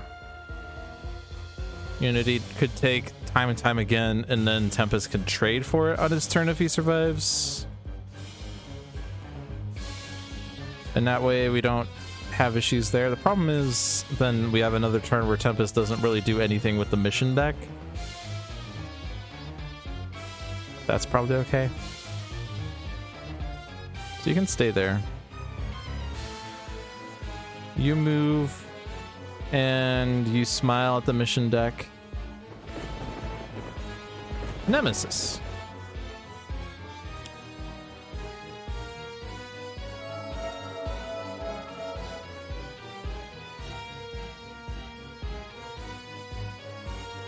The annoying thing is that you are dealing 3 damage. So it'd kind of be nice to take you out. On the other hand, everyone that comes in can focus efforts on Empyrean, really. It's not really a big deal. Seraph will die to Oblivion if he hits himself, but if I do that, then I can throw in a Grievous Hailstorm that hits Empyrean. Whatever.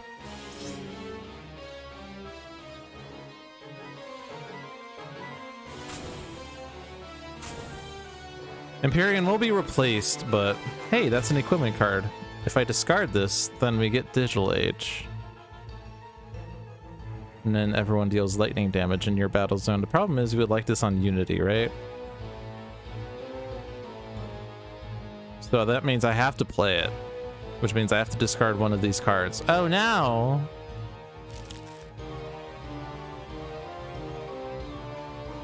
Stay? So you're not regaining a reward.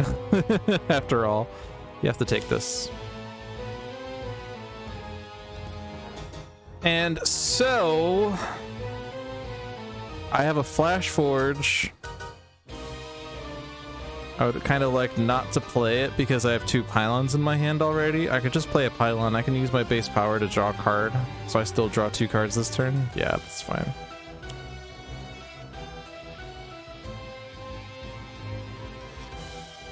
More equipment cards.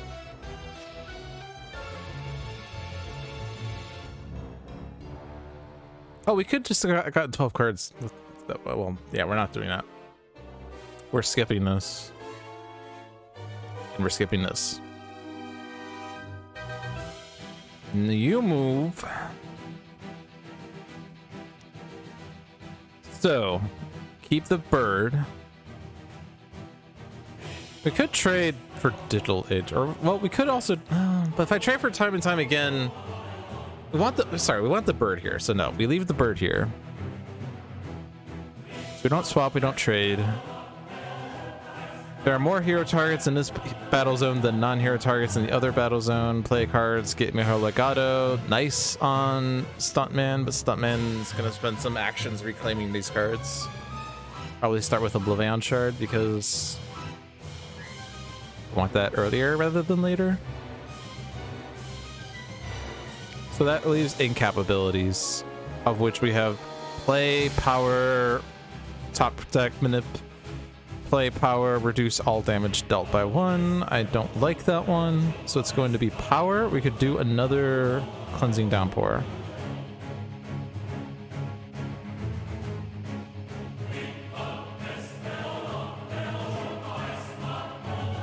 Feels a bit lame though. The next best thing would be to do a Grievous Hailstorm. Hits Empyrean for 3. If I take every man at that point, then we kill Empyrean, right? No, you're immune to melee. This is melee.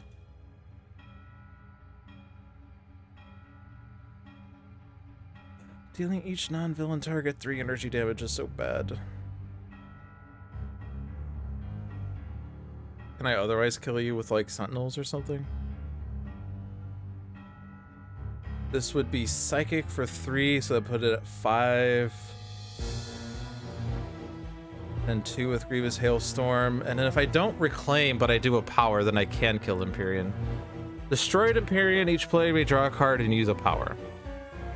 Destroying Empyrean on Stuntman's turn is fine. Otherwise, can you somehow hit it? I don't think you can. And Stuntman is dealt damage by a non-hero target. Destroy this card. When this card is destroyed, Stuntman deals each target 1 projectile damage, then deals each non-hero target 3 fire damage.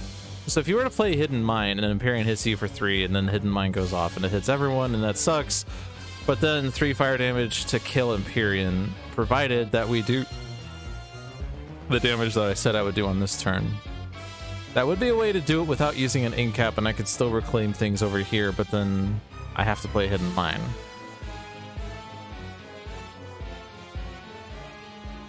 But at least I do get to either gain a thing like this, which we can very easily get,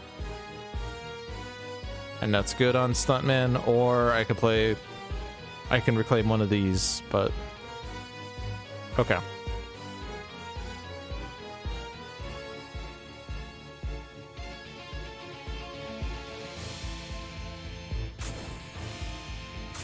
Progress.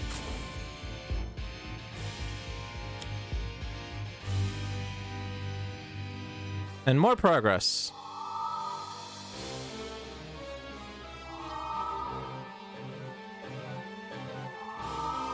And what we need to do is reduce Oblivion's damage by 1.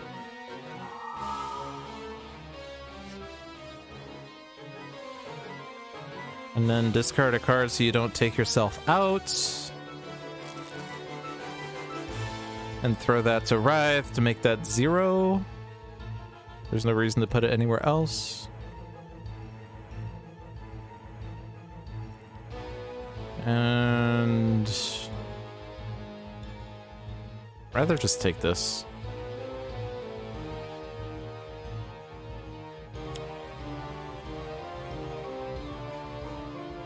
Oh wait, you're in the wrong battle zone. Crap, my bad. I'm so used to saying no.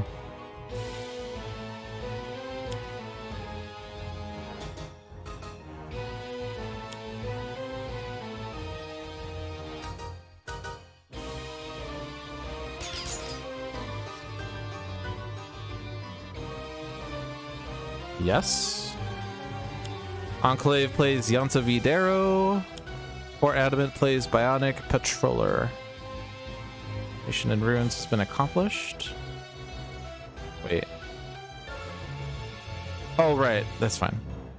We're waiting for Empyrean's turn to hit Stuntman is what's happening. Okay. This card deals the non-environment target with the second highest HP, X energy damage, which is Unity or Stuntman, based on the number of security cards in play +1. Okay.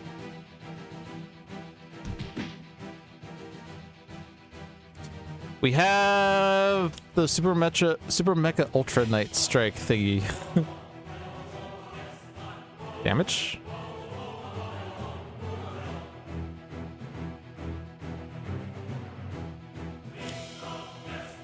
No damage was dealt that way, so Progeny moves to Battle Zone 2. Alright, that's fine. Fielding wins!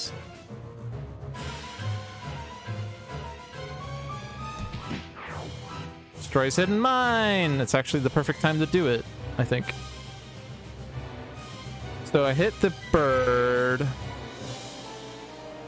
Oh, +1 is kind of bad, isn't it? If I hit the bird, then all of these don't take their damages. Empyrean doesn't take the projectile, of course. Yeah. Yay! So all those redirect. Writhe will do her own thing, his own thing, not her, his. I don't think the rest of this matters.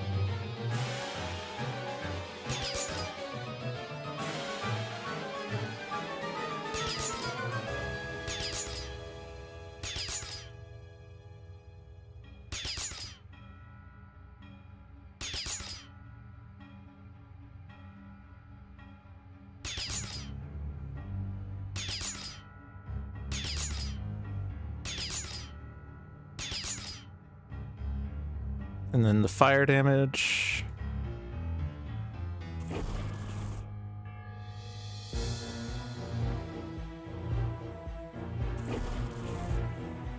Empyrean is destroyed, so we get 4 powers.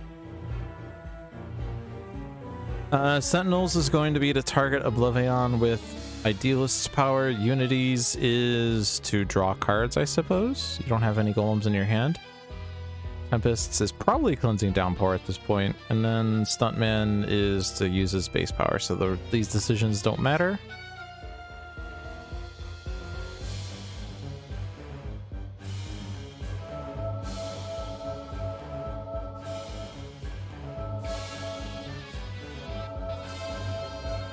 I suppose I could have hit the Sentinels and not Arataki as much.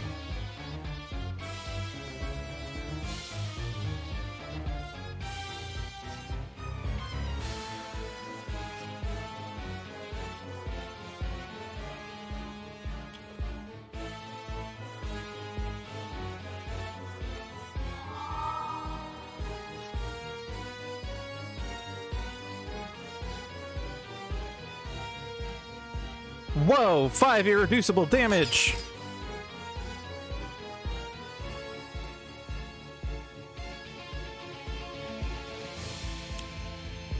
More bionic patrollers. And they now have someone to go after that's not one of us. Yay. Progeny is here. That hero is not incapacitated, so each player discards a card. Those aren't golems.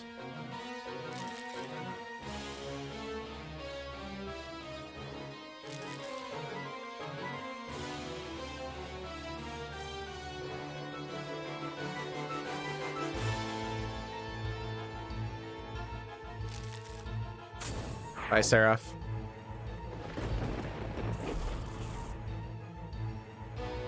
Thanks for your help, buddy. Devastation token, destroy Bionic Patroller. Oh no! Really? Destroy the non-villain target with lowest HP. Alright, Bionic Patroller, you deserve to die, I guess. Does the order matter? I don't think it does. Because it all will redirect to Arataki on the Sentinel side. It's only 2. Arataki is only taking 1 a number of times, and Writhe would redirect or minus it by 2, whatever, same thing. Fielding wins first, yes. Now it's 1 damage. Nemesis was actually counterproductive. All right, stay here. And now we trade. Trade for time and time again. So so that we can get it on Tempest's turn and give Digital Age to Unity. Unity can spend her turn reclaiming a thing. That seems perfect.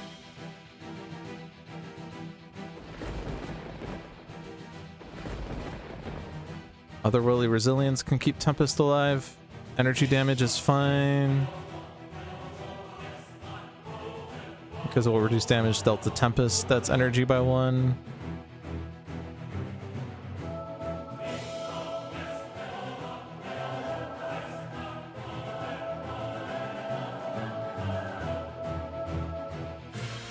Okay. Countdown's on 3, though, and we're not really doing that well. Each player may discard any number of cards, shuffle any number of hero trash piles into their decks. Tempest gets it by himself. If Unity had a golem, we would discard that. That's not the case. And I don't think anyone else has any discards that we care about. We don't have any objectives that care about discards. So we skip this and shuffle Tempest's trash into his deck, because that will actually put things back into his draw pile, which is good. We can get the rewards back. Skip that, get time and time again. And let's see, we have either me and someone else plays a card, or Chronos deals 3 and 3. Aquatic Correspondence to get cards is pretty good, and this could give Unity a golem play that you don't have. Unfortunately. We could Flash Forge now, so that we could then play one of these on Unity's turn, neither of which is actually super important, because you're going to use your pylon anyway.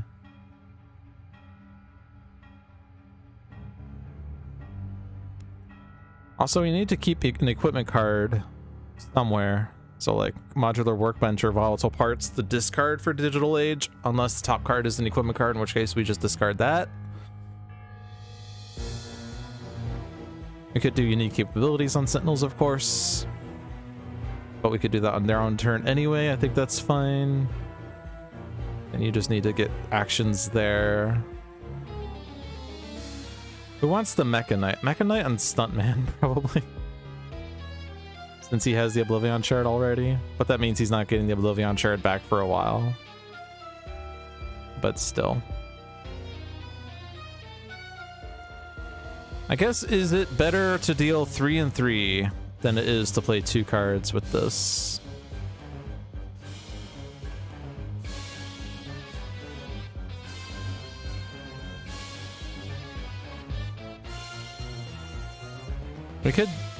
We could play Flash Force on Unity's turn and discard Bloodthorn Exhibition, because we're not likely to use it. And that way we get another golem in my hand that I can pile on. That seems fine. If I don't do Flash Forge this turn. Unique capabilities, of course, also draws a card. And we can get Aura of Vision in play out of turn, which is for extra draws, which could be good, I guess.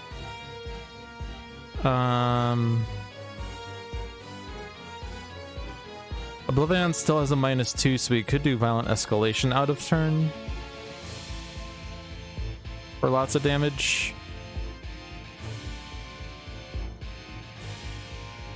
Okay, that's at least somewhat reasonable. Get me rewards!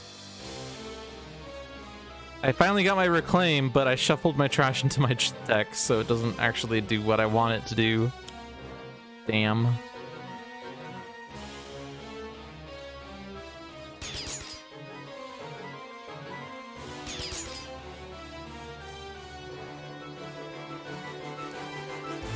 Right, has already done the thing. I don't know. You haven't, but your -2 makes it 0, and that's bad.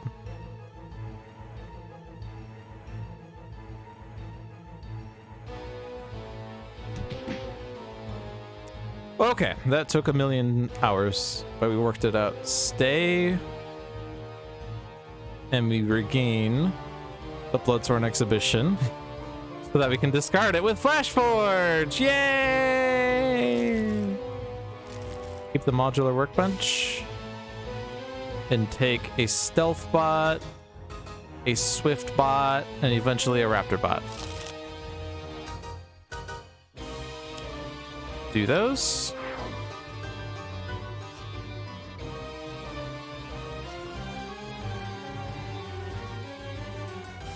You have to discard equipment to play Hasty Augmentation.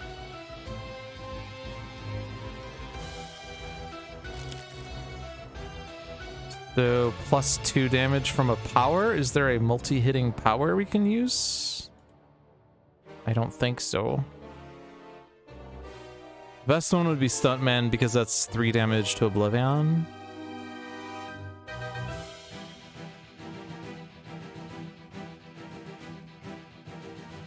Could also do another heal with Tempest, but might as well. All right, Omni Unity is here.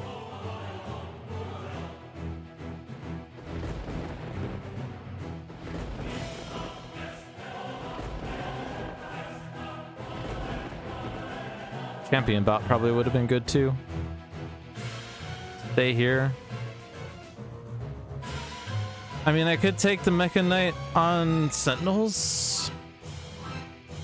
They could trade it to Stuntman eventually, but that would seem pretty bad.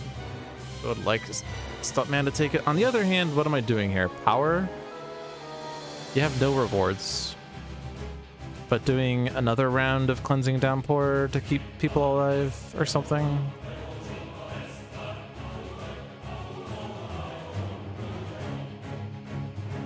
Problem is that most people are full HP, so it's kind of a waste to just do a Cleansing Downpour, would just be to try to keep Tempest alive the most. But Tempest has a -1 to energy. Yeah, it's energy, and then Oblivion will have a TK Thump, so he's taking -3 damage at the end of turn energy damage. He only takes 1, so he's likely to survive.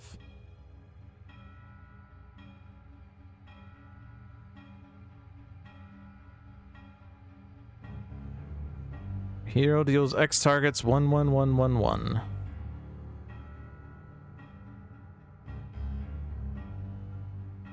Just feels much better to give it to Stuntman. But it does like if I give it to Stuntman, that's his action this turn. Next action is to gain Oblivion Shard, and then the action subsequently is activate Oblivion Shard and use Mecha Knight,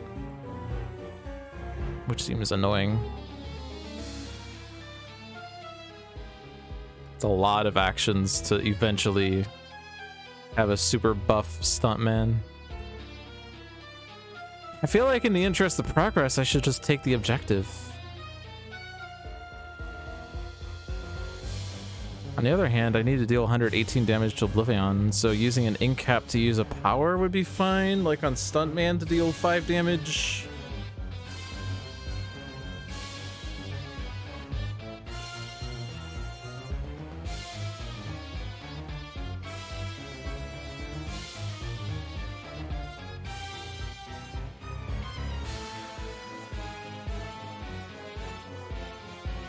We can also just take it and draw cards off of it.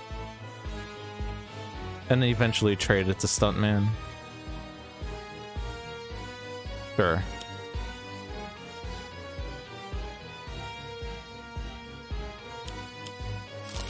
That was the only signature?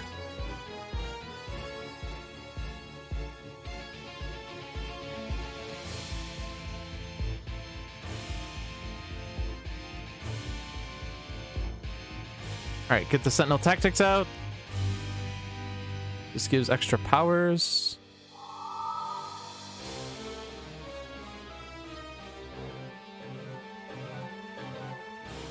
You don't need the hit points. We could make the next damage to Progeny irreducible, or we could just hit Oblivion for 2. I'd rather do that.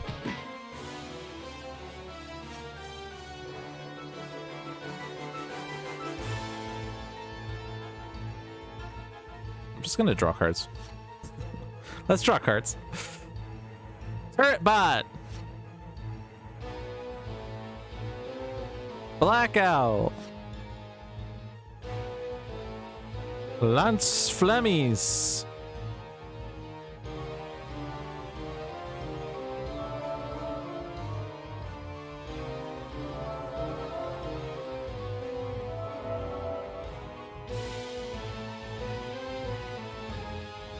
All right, let's get this. We've needed it.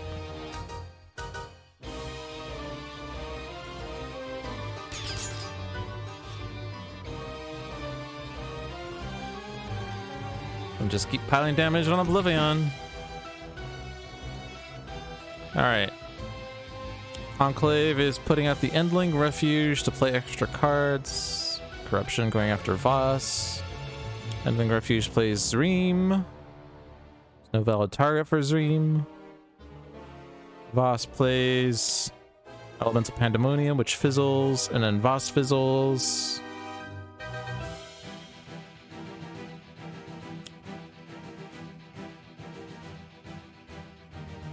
Its progeny.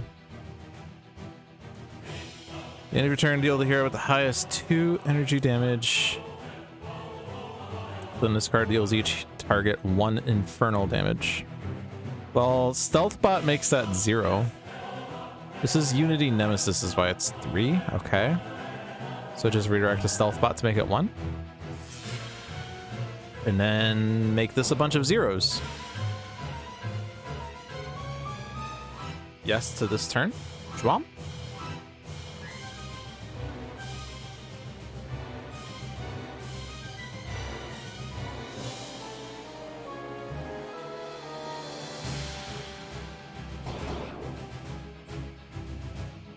Alright, Progeny's turn.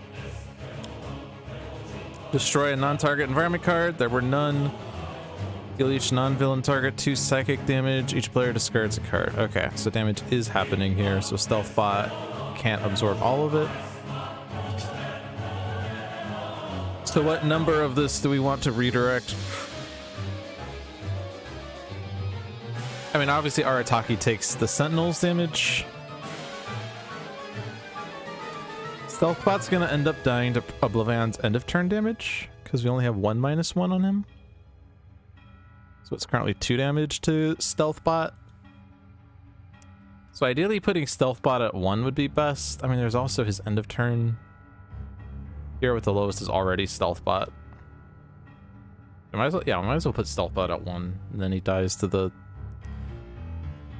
progeny damage, but at least that means it's less damage on us. So let's redirect the Tempest damage since Tempest is low.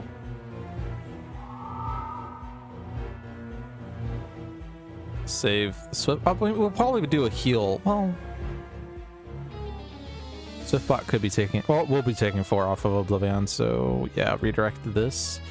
Tempest will be doing the Cleansing Downpour to help heal some of those bots.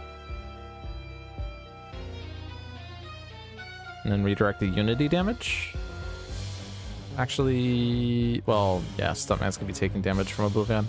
Okay. And then the rest go through. Oh. Actually, Stealthbot needed to take her own damage, huh? I would like to rewind. Can we get me availability to the rewind button? Thank you. So let's do this more correctly.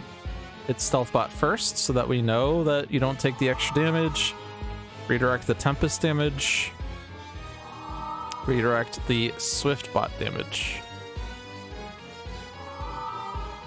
And then the others take their damage.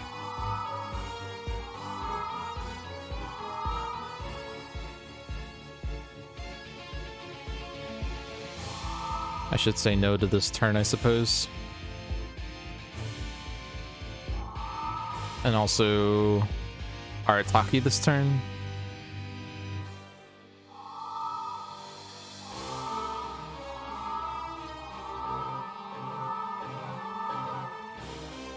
Discards.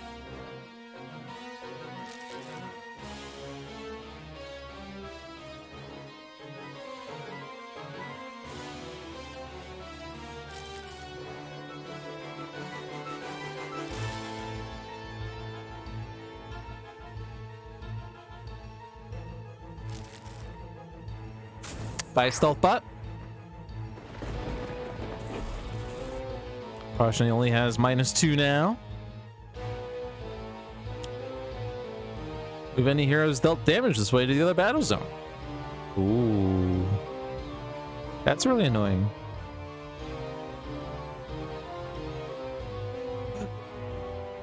Because on one hand, the Sentinels... Actually, no, this is... Okay, Tempest stays. Okay, never mind, we're fine.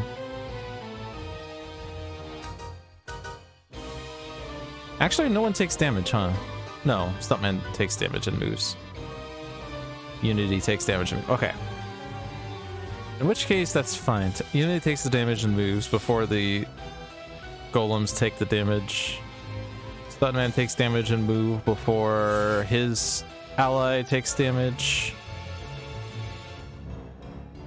Or Legato, that is. Tempest doesn't take the damage, and Chronoist will. Can't do anything about that. Sentinels don't take damage. Arataki will take damage. The rest doesn't matter. It's good that someone did move, because otherwise Oblivion would move, which defeats the whole purpose of Oblivion dealing damage with his end of turn.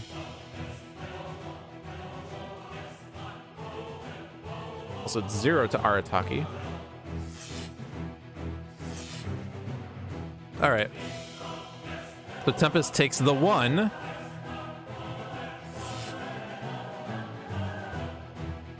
And then Arataki takes 5 times. Yeah. So the rest doesn't matter. I'm just gonna tap. I'm just gonna tap and you can't stop me.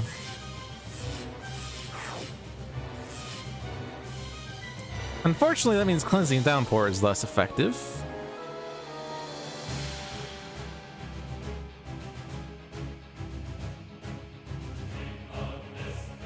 We do get T-Rex bot?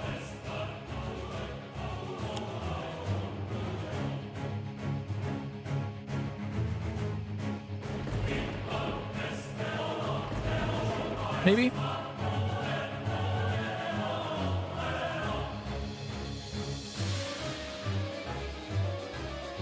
I'm just gonna reclaim Plot of Correspondence. Yeah, it doesn't quite work, does it? At the end of your turn, each player discard or destroy a number of equipment cards or golems. If at least 3 cards enter the trash this way in one turn, flip this card. But Unity's not in this play area. You can destroy equipments, though, so we could destroy our equipments, or rather just the Elemental Subwave Inducer, and you don't have a number. Yeah, so we're not actually getting it this turn. Team Communication is good for Sentinels.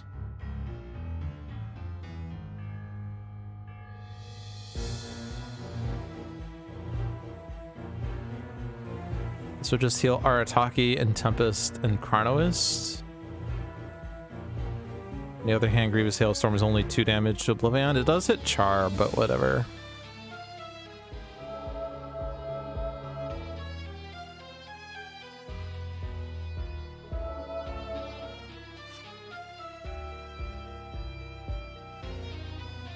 Me and Sentinels. I want to get my rewards back. I have not gotten my rewards back.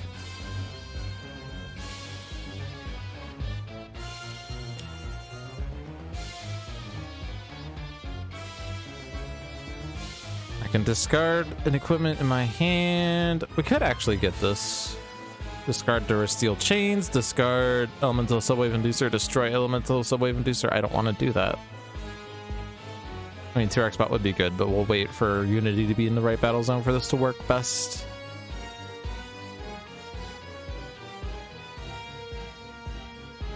Great Fortune is back.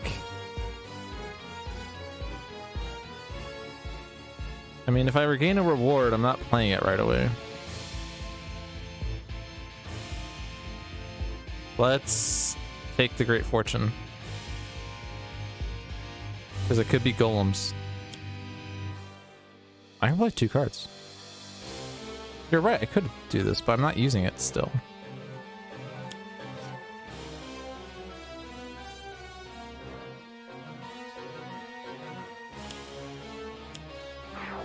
I don't have Stealth Bot, unfortunately.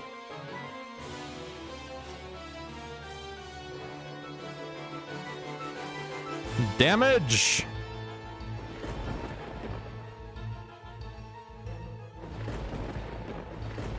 Supply crate dealt damage. All right.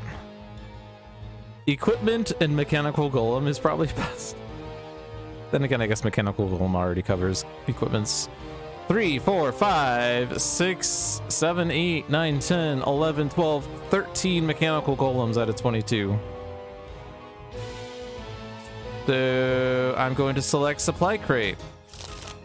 And I revealed modular workbench, and I shall play both. Somehow.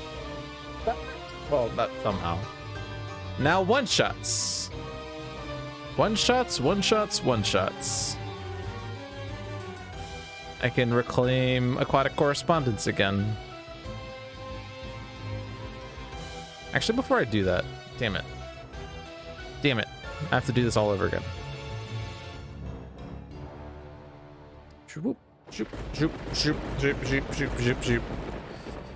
Supply crate. Oh my god, it's the modular workbench!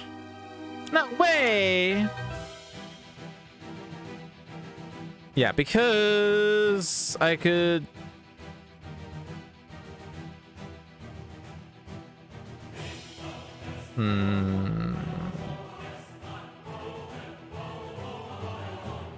Oh yeah, inventive repair.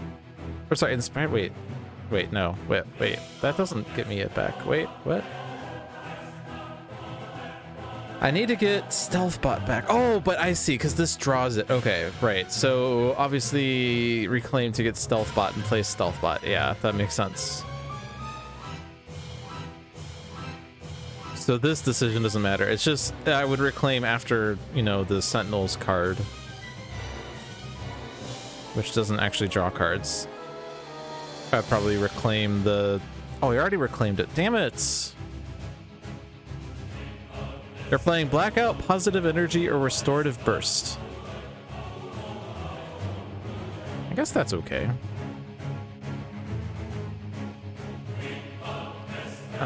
Blackout, except Oblivion has a minus right now.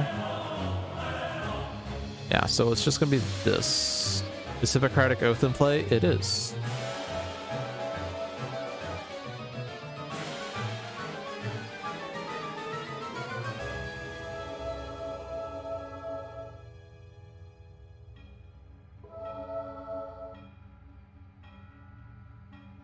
So we could hit...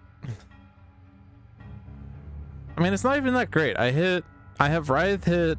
Oh, but I can't even hit Medico because Medico is redirecting to Arataki. So no, that doesn't work. Also, I can only really hit Oblivion with the damage anyway. Otherwise, I could have Medico just deal damage, huh? Hey, I get a power. This will expire immediately. This won't.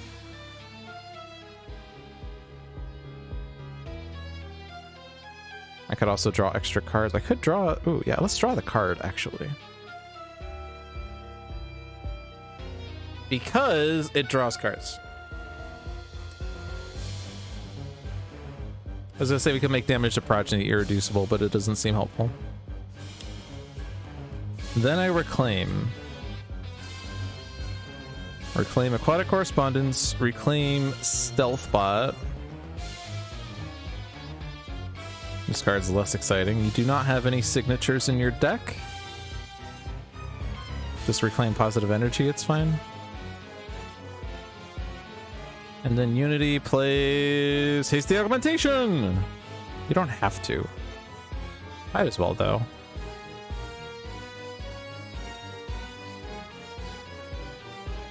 Might as well use Grievous Hailstorm off that. It kills Char. Damages Progeny. I guess if I had made damage to Progeny irreducible, that would be even more exciting. I could play Stealth Bot. Well, wait, I can't play Stealth Bot during my play phase. It's my end of turn phase. Lol. 8 damage.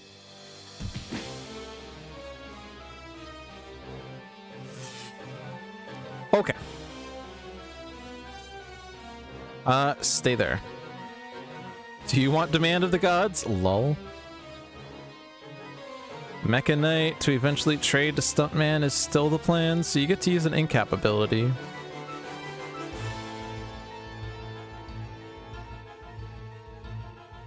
I just clicked power, but actually, is that even correct? Reduce all damage dealt by 1, that seems wrong. I guess Tempest doing the heal now is fine.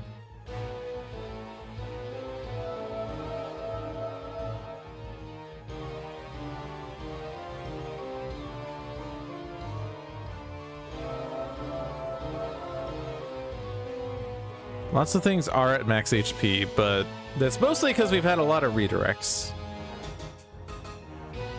One player may draw a card.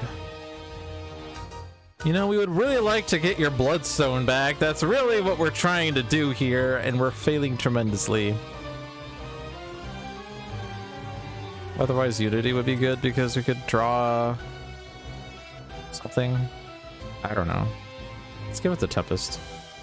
I know it's not a reward, but it does get deeper into the deck, and that's also not a reward. That's unfair.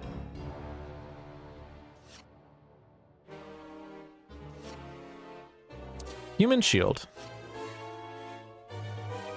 This is what I was looking for with main state, because then I could redirect to Arataki, but Arataki's actually like not doing well anymore.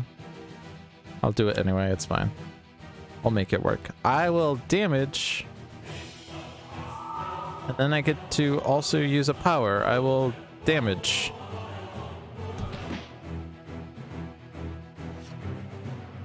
I drew another team communication. And we will draw cards! Yay!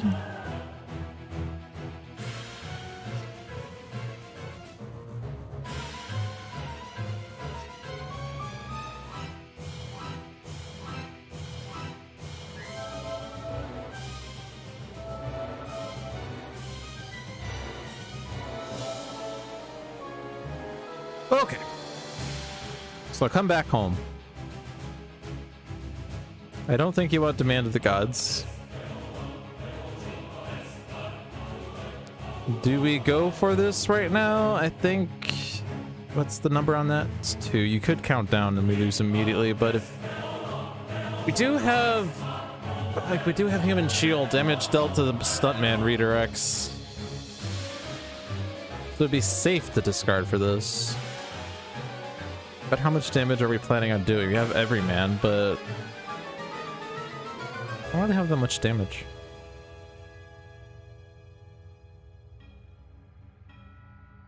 There are no environment cards in play.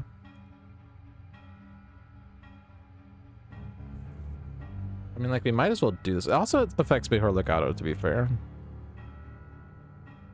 Okay. Hidden Mine is not going to be used. This.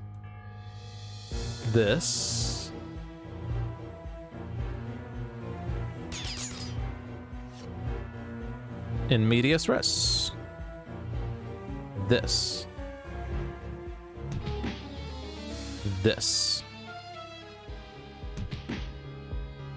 You're making some sort of progress. Ending Refuge is gone. Orbo. Everyone's bashing on Voss. Well, actually not Zream. Actually, not even Orbo. Orbo hates Yansa Videro so much. Except it only hits her for 1. Funny.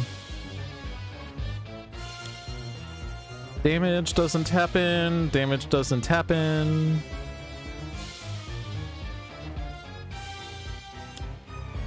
Subject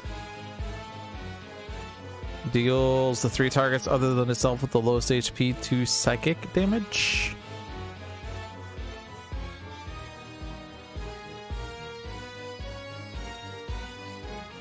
So that redirects, which could also redirect. I'm gonna say no. You can take that one.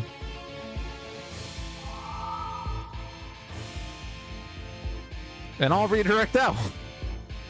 And we're gonna use Stealth Pot to redirect it back to itself.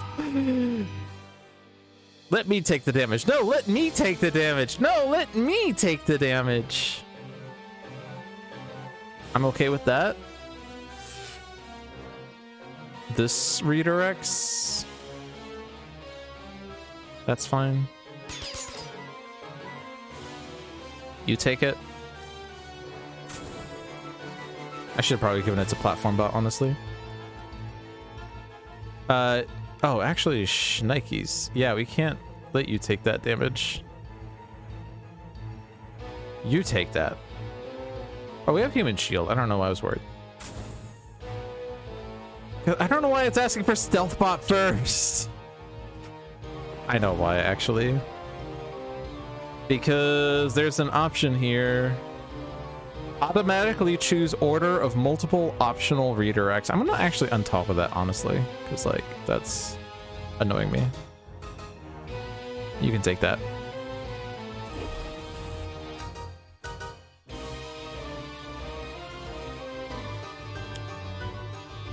Deal each target 3 energy damage. Add devastation tokens equal to 4 minus the number of hero character cards dealt damage this way. Well, that's a 0. And you can take it.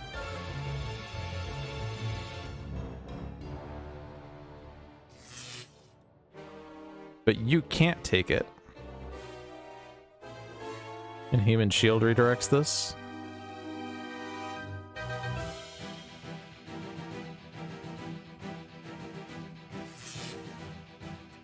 Now I know why that button is there.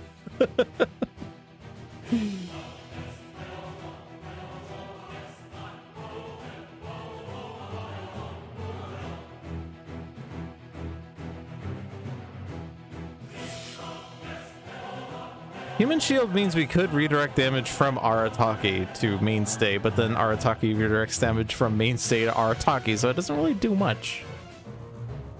Except Mainstay could actually take his own damage, and that's actually really good here. So Arataki, then Human Shield, and then no. So that lowers this by 1. There is an argument to be made that we want more devastation tokens so that Stuntman hits harder. I'm also okay not adding devastation tokens. Wraith makes that 0.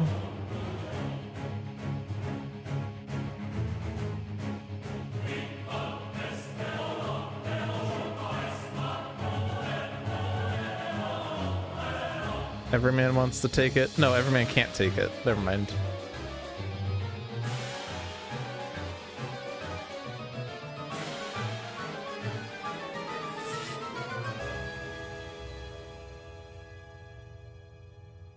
I'm gonna kill Stealthbot with the 4 damage, most likely.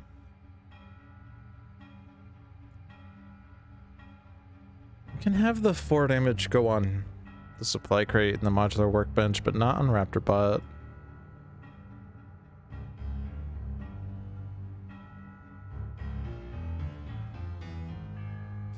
Wait, no, I did that wrong. I did that wrong. I have to do this all over again. No. Okay, let's just do the ones that like don't matter.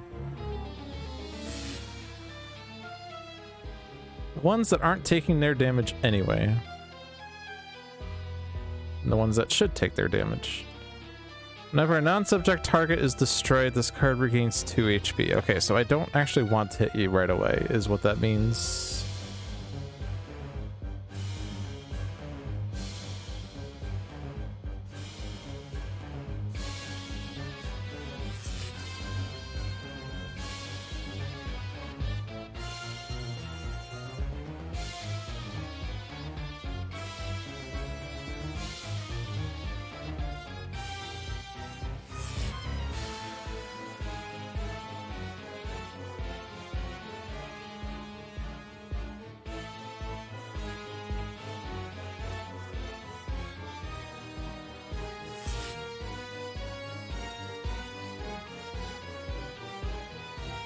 You can take it. You can take the 4. So you redirect this one.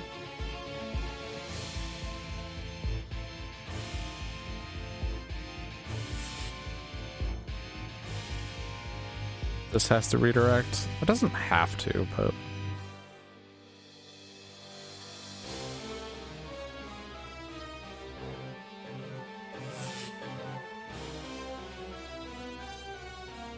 Take it, don't take it.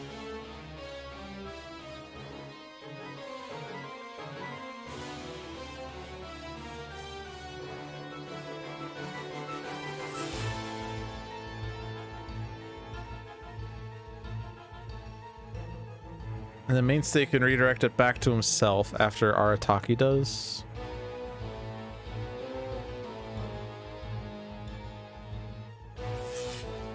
We could also, like, not have Arataki take 1,000,000 damage, but she's gonna die to the 4 damage most likely, so we might as well preserve some of these damages.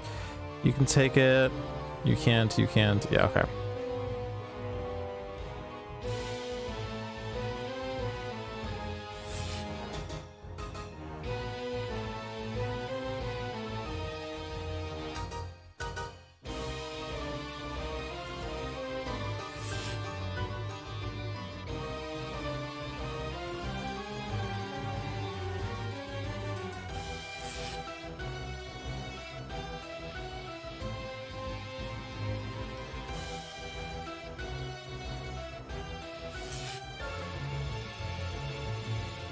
That's just the end of our Arataki, I guess.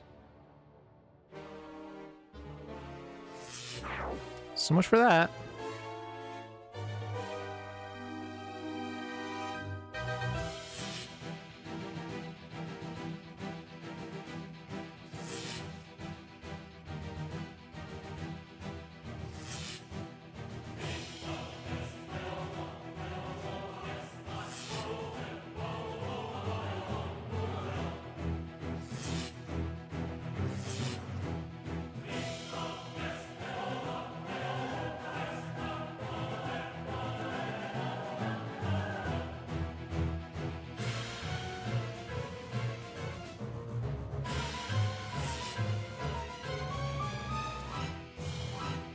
So which stealth bot it is this? Make it that one.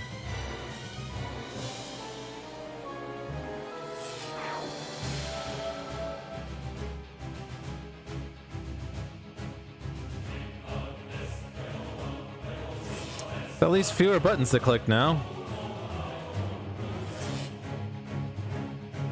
And yes, I know that I made it more buttons on myself, but I wanted to make sure I was doing the right thing.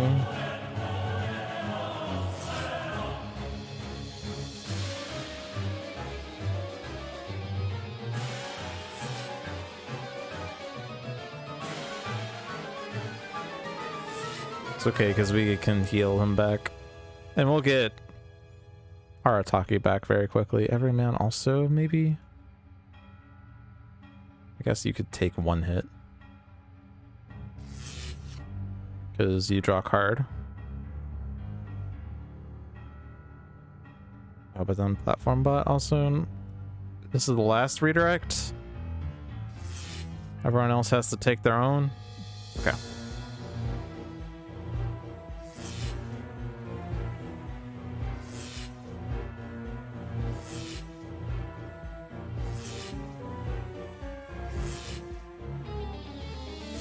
It's okay, because Cleansing Downpour will finally heal to its maximum effect, because there will not be hero targets that are at full. Yay!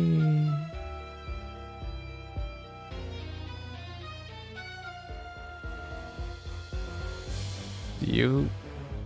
Can I trade with you? No? Actually, it doesn't matter. Yeah, okay. We can shuffle this now. Get rid of that crap card.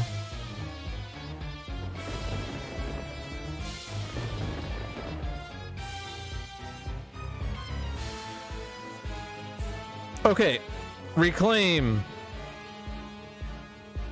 Reclaim the reclaim. Reclaim the stealth bot. Reclaim the Arataki. What do you want? Well, I'll tell you what I want, what I really, really want.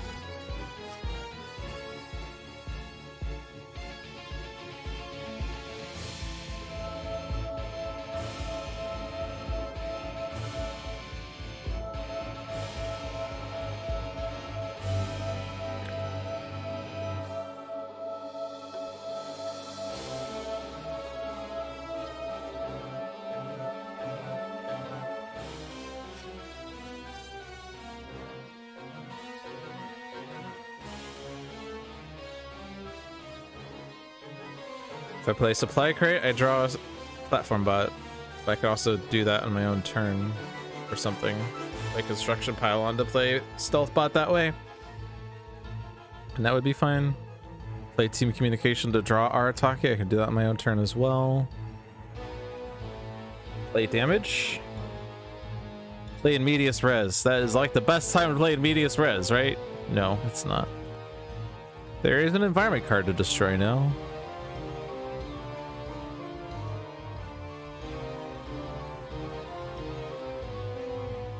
I mean, obviously out of turn plays to Stuntman would be best because it's +7 damage dealt by Stuntman, but you only have one card that deals damage.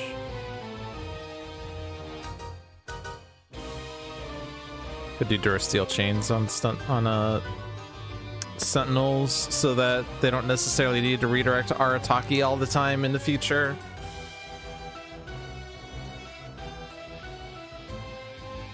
It's kind of hard to force that to happen, Noah.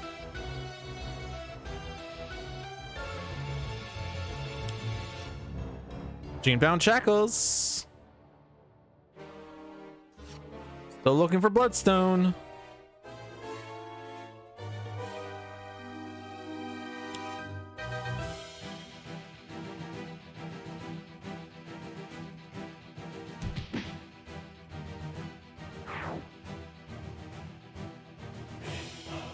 We haven't used up Riot's thing yet, right?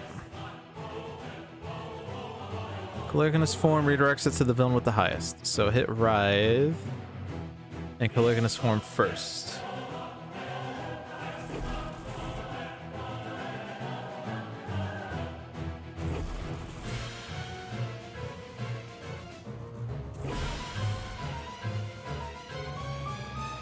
If 3 cards enter the trash this way in 1 turn.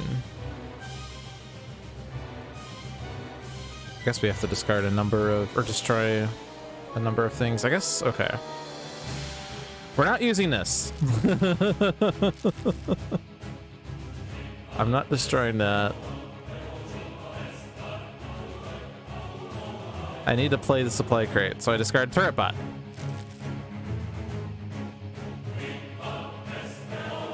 All right, T-Rex Bot!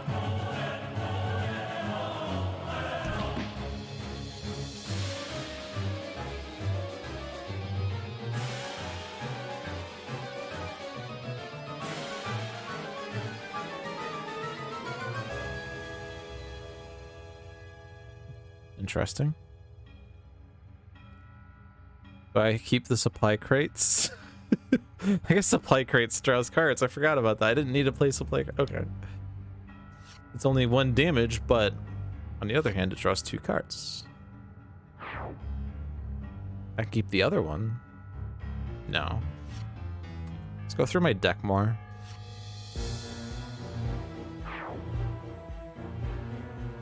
Play this. My trash has 8 golems. Oh, I can, ooh, I can reclaim construction pylon.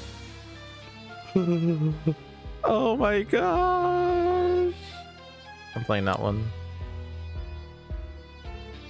I can put construction pylon into play with construction pylon. Oh my gosh. It feels like an infinite, but it's not. Lots of damage. We're gonna flip Oblivion before we even get to Stuntman's turn.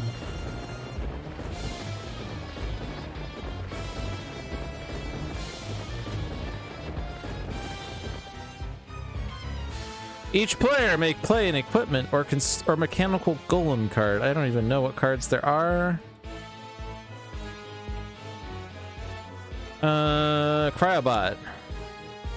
Durasteel Chains, sure. Stylish Armor or Lance Flemmies? I mean, this is like -1 from 9, so this one.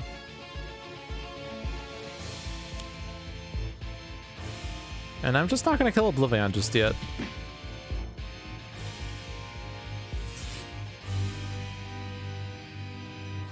It's like a massive waste of damage, but Progeny's destruction is what? We each draw one card? Is that what that one says? Yeah.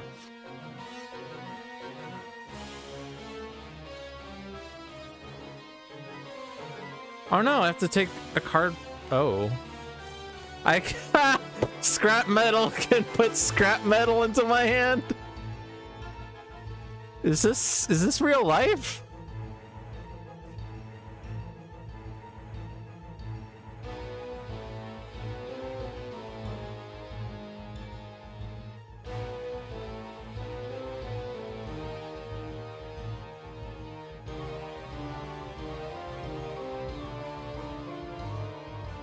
Oops, that was not the button I wanted to hit. Ah, that was not the right phase. Okay.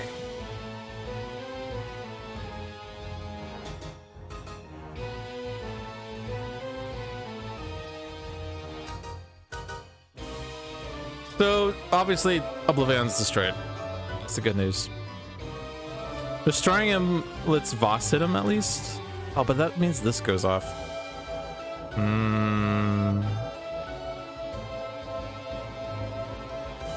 There's not really much I can do about that.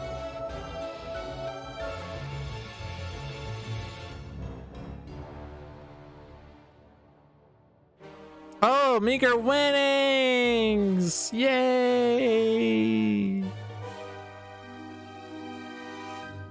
Well, I guess card's the stuntman at this point.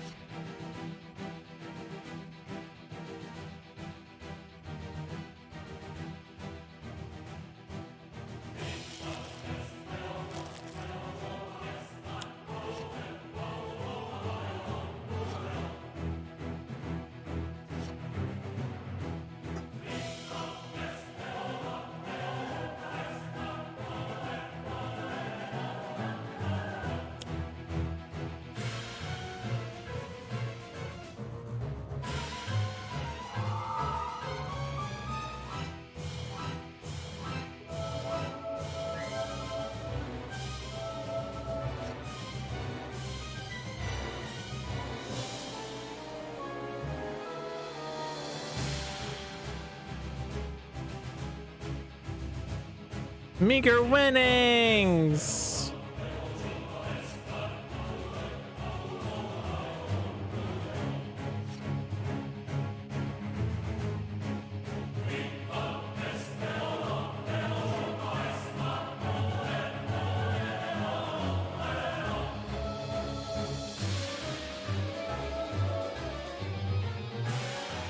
Remember when Tempest was at like 4?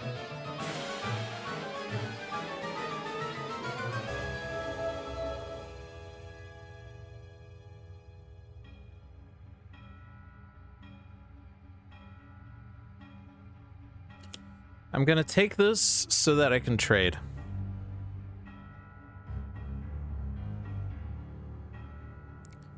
Now the thing is, am I actually going to be able to use Oblivion Shard to great effect? I guess if I start just spamming ink caps on Stuntman or something, then it's okay. Mejor Legato kills Oblivion, every man kills Oblivion, so I don't actually need to play a card that kills Oblivion here. I could end Medias Res to go to the next of my start of my next turn. Next to my start turn, what? Play that or just draw more? I'm gonna play that, whatever. And I will let Mejor Legato kill Oblivion.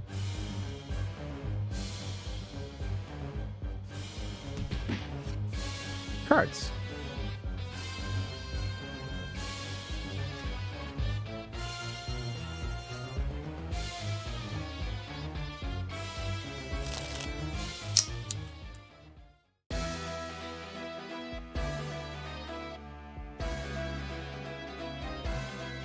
No one to hit for this? I could get this. I really need that devastating Aurora.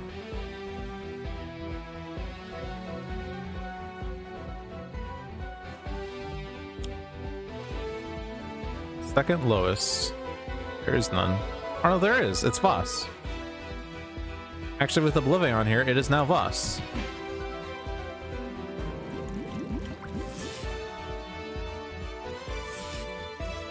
Enclave of the Endlings has dealt 7 damage to Voss. No damage is dealt. Damage is dealt. Focus of power goes off for once. He goes to Battle Zone 2. That was your first mistake. That is 0 damage to things, so that's fine. We could hit Cryobot, I guess.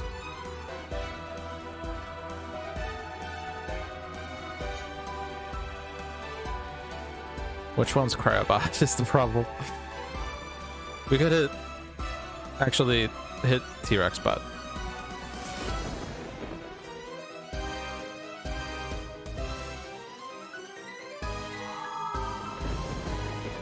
Hit Cryobot.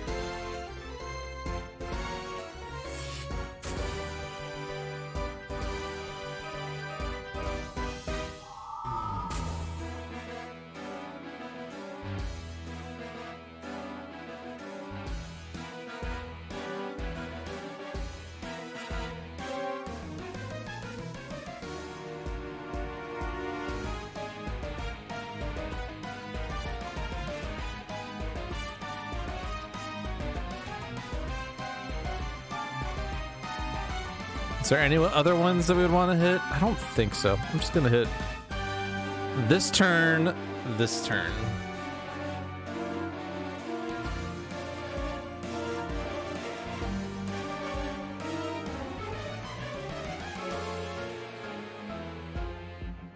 Like theoretically you would hit like Writhe, except Writhe would take 0 anyway. Could hit Everyman, but no. Plus 9 damage. Everyman would probably die. Plus 10 damage. Bionic Patroller going after Arataki.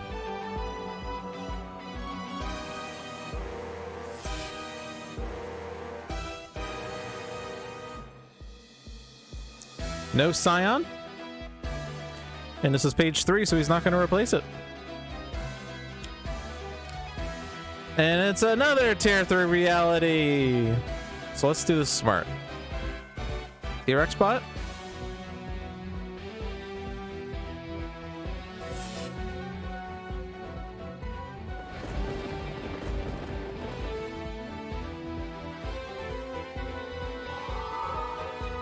T-Rex Bot. Cryobot?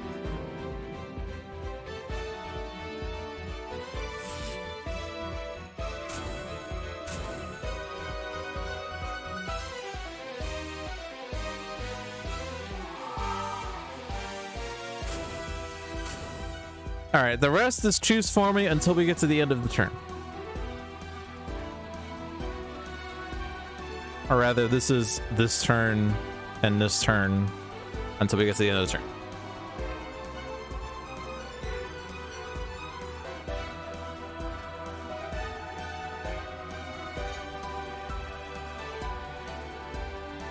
This is why Stealth Bot is so good and has been nerfed in Definitive Edition.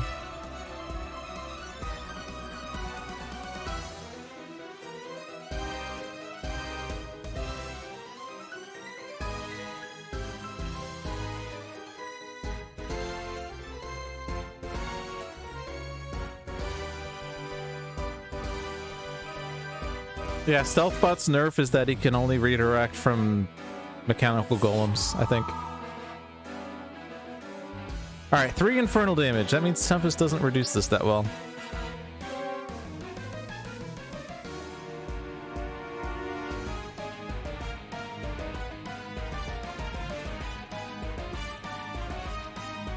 Two damage is okay. Oh, but okay. But we're at the end of turn, so I can do this. And that also gets rid of it. What I was supposed to do was to hit this and then hit undo, or not undo, but thing.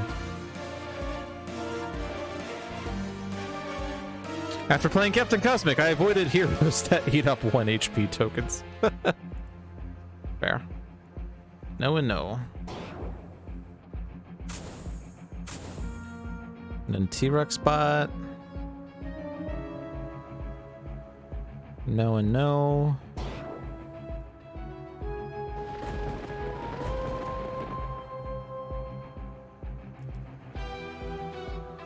So how much is this to Stealthbot? It's 1, so Stealthbot could take 4 of these, and then the rest can go to Arataki, I think.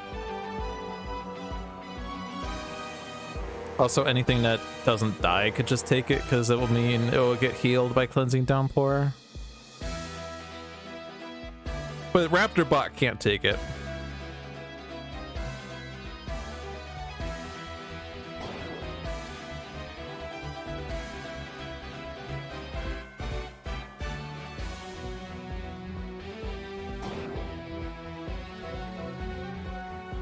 You can take it, you can take it. Obviously, like, every man can't take it.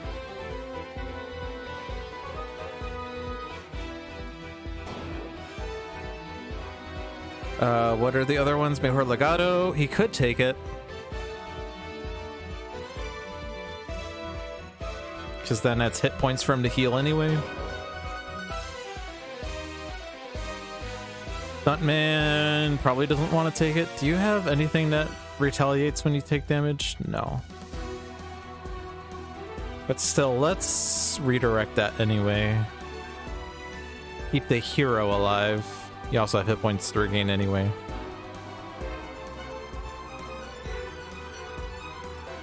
And then Stealthbot would take the rest for the ones that need to take it. Well, actually, Stealthbot needs to redirect to Arataki. You want to redirect it back to Stealthbot? Okay, but you survive, you survive, you survive. Basically, everyone that survives should take it. And that's everyone? Okay. So, no. No. And I think I'm supposed to just do it for this turn. So this turn, no, no.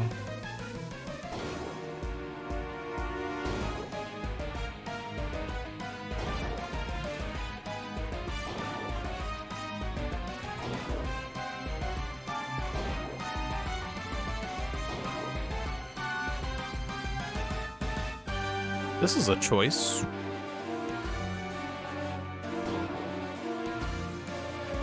No, stop doing that.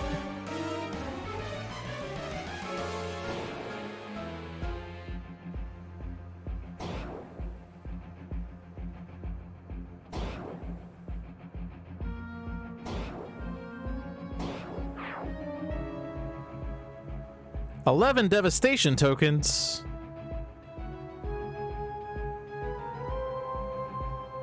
Whenever you cause another player to play a card, use a power, draw a card, add a token." I don't think Tempest does that. This now needs to be Infernal.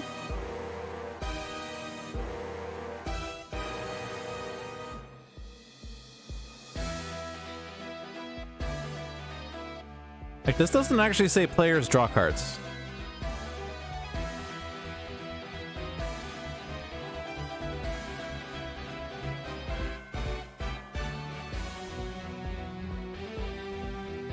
Reclaim the reclaim.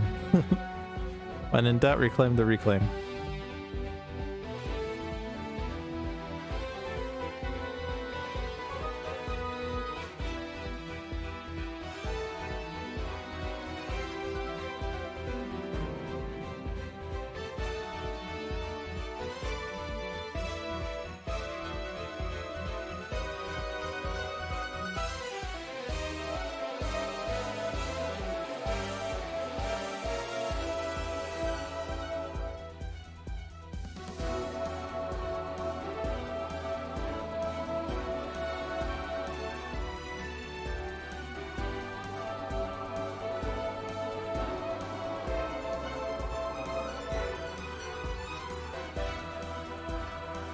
Oblivion plays a card. Add a token. Oh boy. Add a token. Damage. Oh. Someone needs to take damage. If no heroes are moved this way, move Oblivion to the other battle. I guess we could, like, not do this. But the problem is, we still have a Chronoist.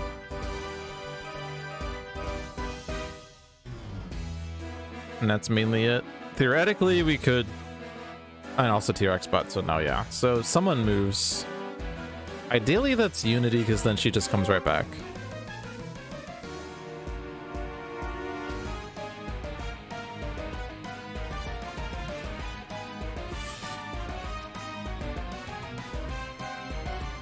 Of course, what that means is that I don't have Stealth Bot for the rest of this, but Arataki's already taking 0. So Arataki takes the rest, except T-Rex Bot could take it, of course. I could have hit, like... I don't know. I don't think the 1 damage actually matters, but... Okay. The rest of this is redirect this turn.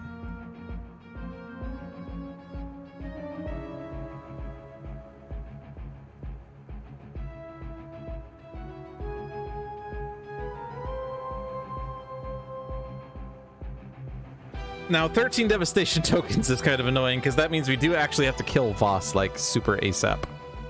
Actually, no, I do get a token on this because I get to play a card that says another player may play a card. Yay, us.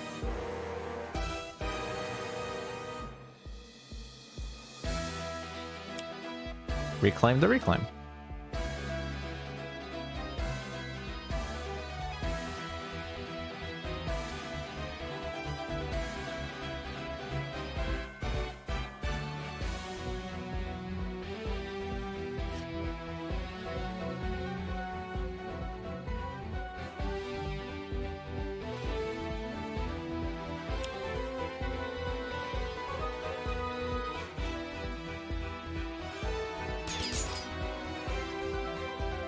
You already used up your redirect. Oh no.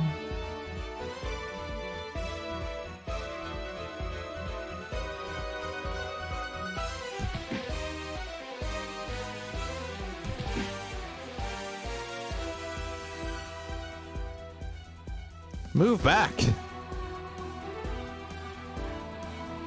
Wait, what are all the words on this? Reward, equipment, gun, mechanical golem. It's so thin. All right, incapability for power or draw's not good. Just power.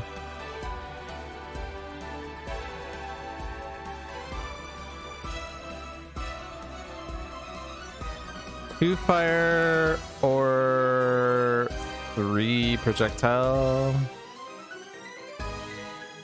But wait, it's irreducible.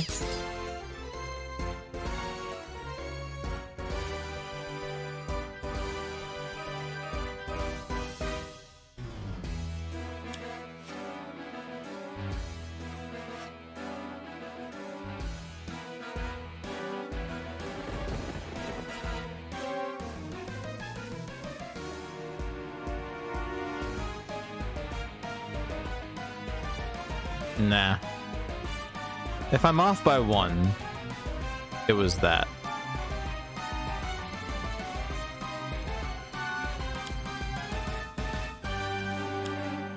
Alright, so Oblivion gets 1 more play, and then he'll be replaced by Voss. And then we have like 2 more turns to kill him with plus 13 damage. Wait. 4 minus the number of hero character cards dealt damage this way. I can make that 0.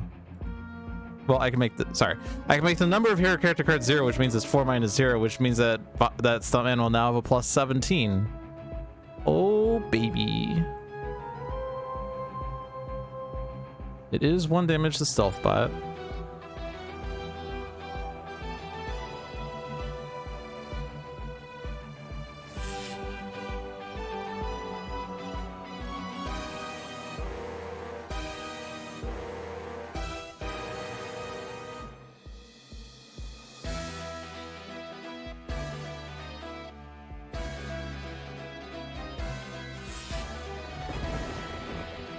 Whatever.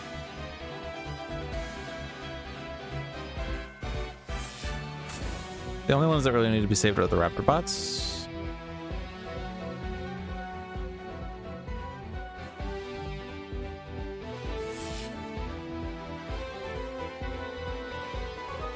Rest is human shield. No, but not this turn. Just okay.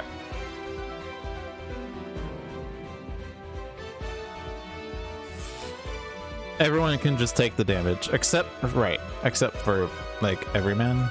Okay.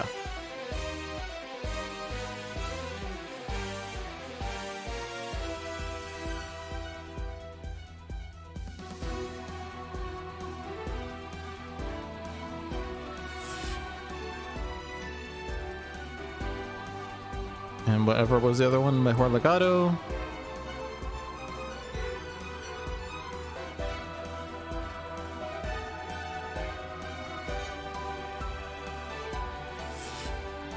As well as Stuntman.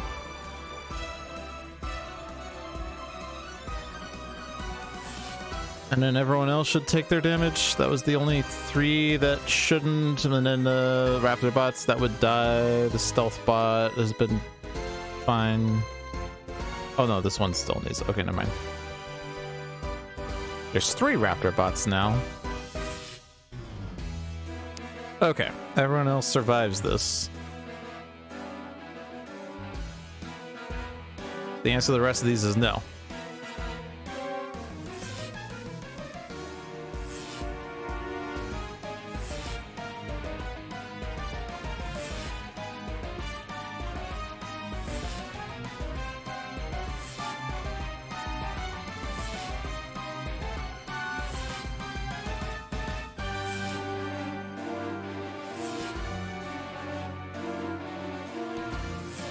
So we managed to keep Extreme Primordant's Tempest alive the entire game, which is amazing because there was a number of times where he was going to die.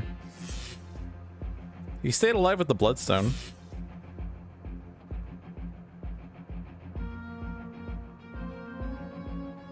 But even then, he still like was reduced to half HP that turn. And then he started spamming Cleansing Downpours. Of course, he regained 2 HP for every action, but the true game changer was stealth bots. Wait. Only one hero has mechanical golems.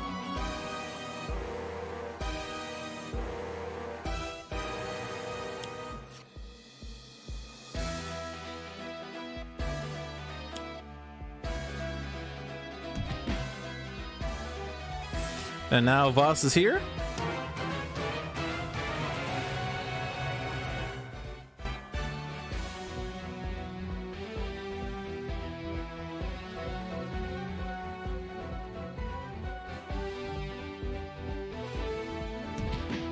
Takes 2 Raptor bots immediately. And we have 2 more turns to go. No. In cap. Power. Stuntman. Priori Corrible. Stuntman. Yes. Ooh, what if we hit Stuntman with this? That seems correct, of course.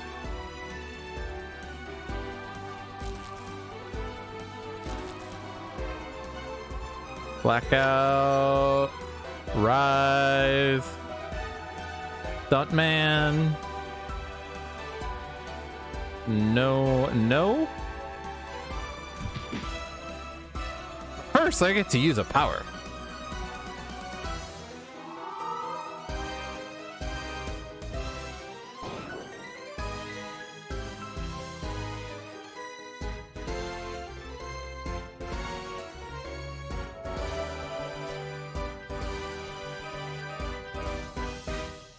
Whoa, I just drew 2 consecutive team communications. How lucky. Draw. Draw. Draw. Draw.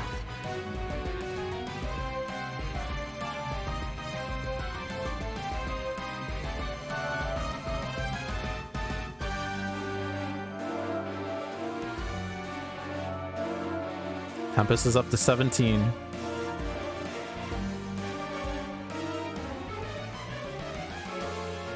I will now get the Mecha Knight. Yes! Yes! Wait, it's over here. Mark it! Yes!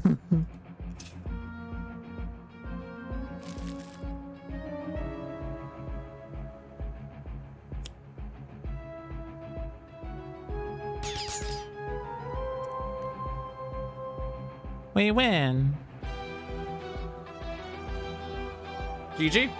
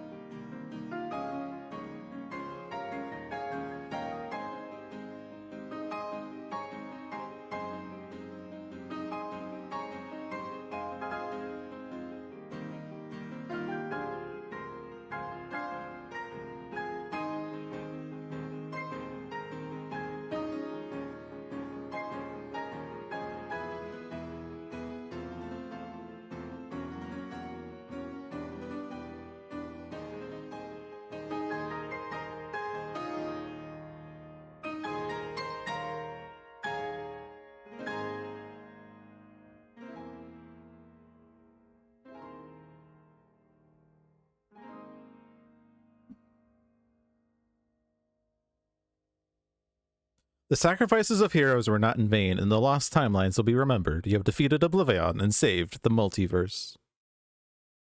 It's interesting, we only destroyed one environment and all that. Only 4 scions as well. The environment destruction wasn't actually that lucrative for destroying scions, unlike the last 2 games, I think, where basically we destroyed an environment and used it to destroy 5 scions at once or something stupid. But, it was definitely not a straightforward game. I feel like in the middle part of the game we had some really important decisions.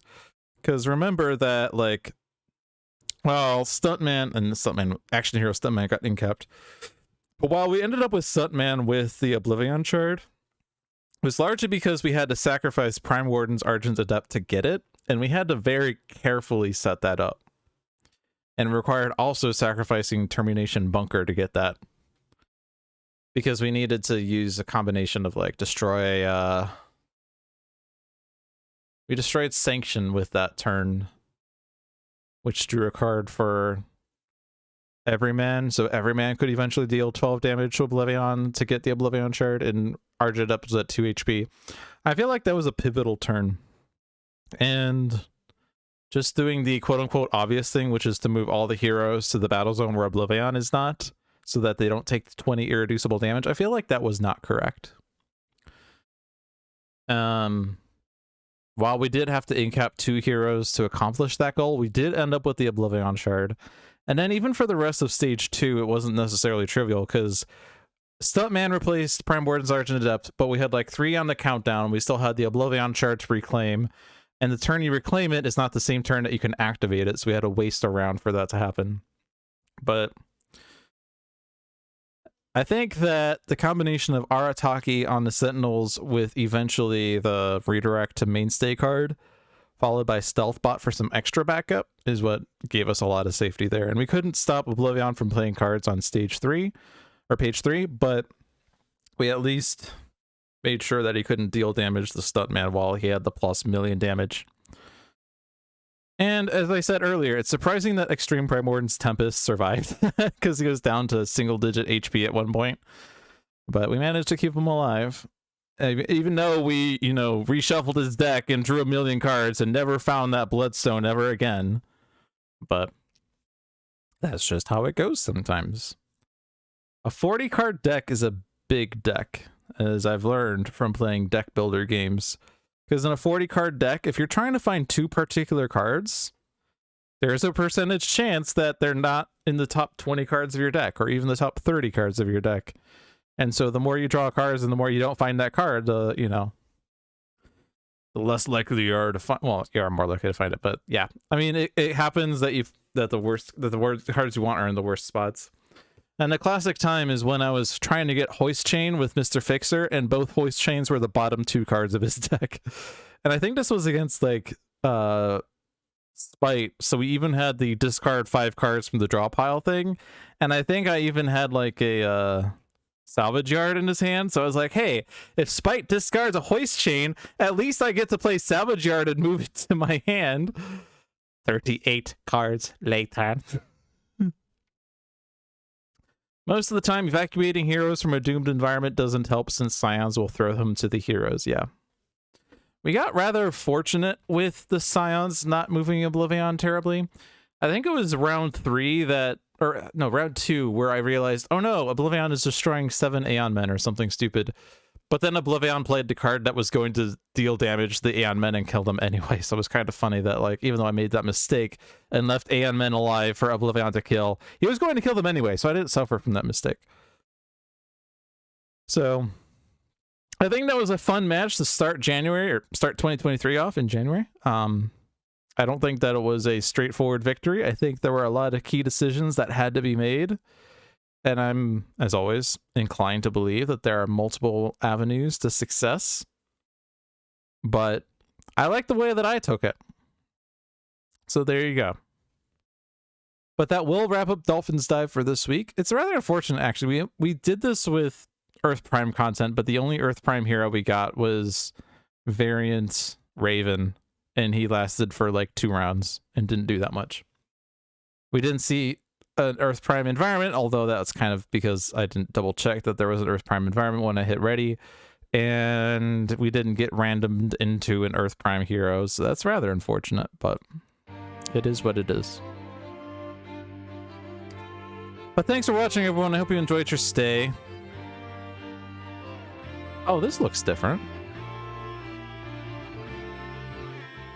I like this a lot better.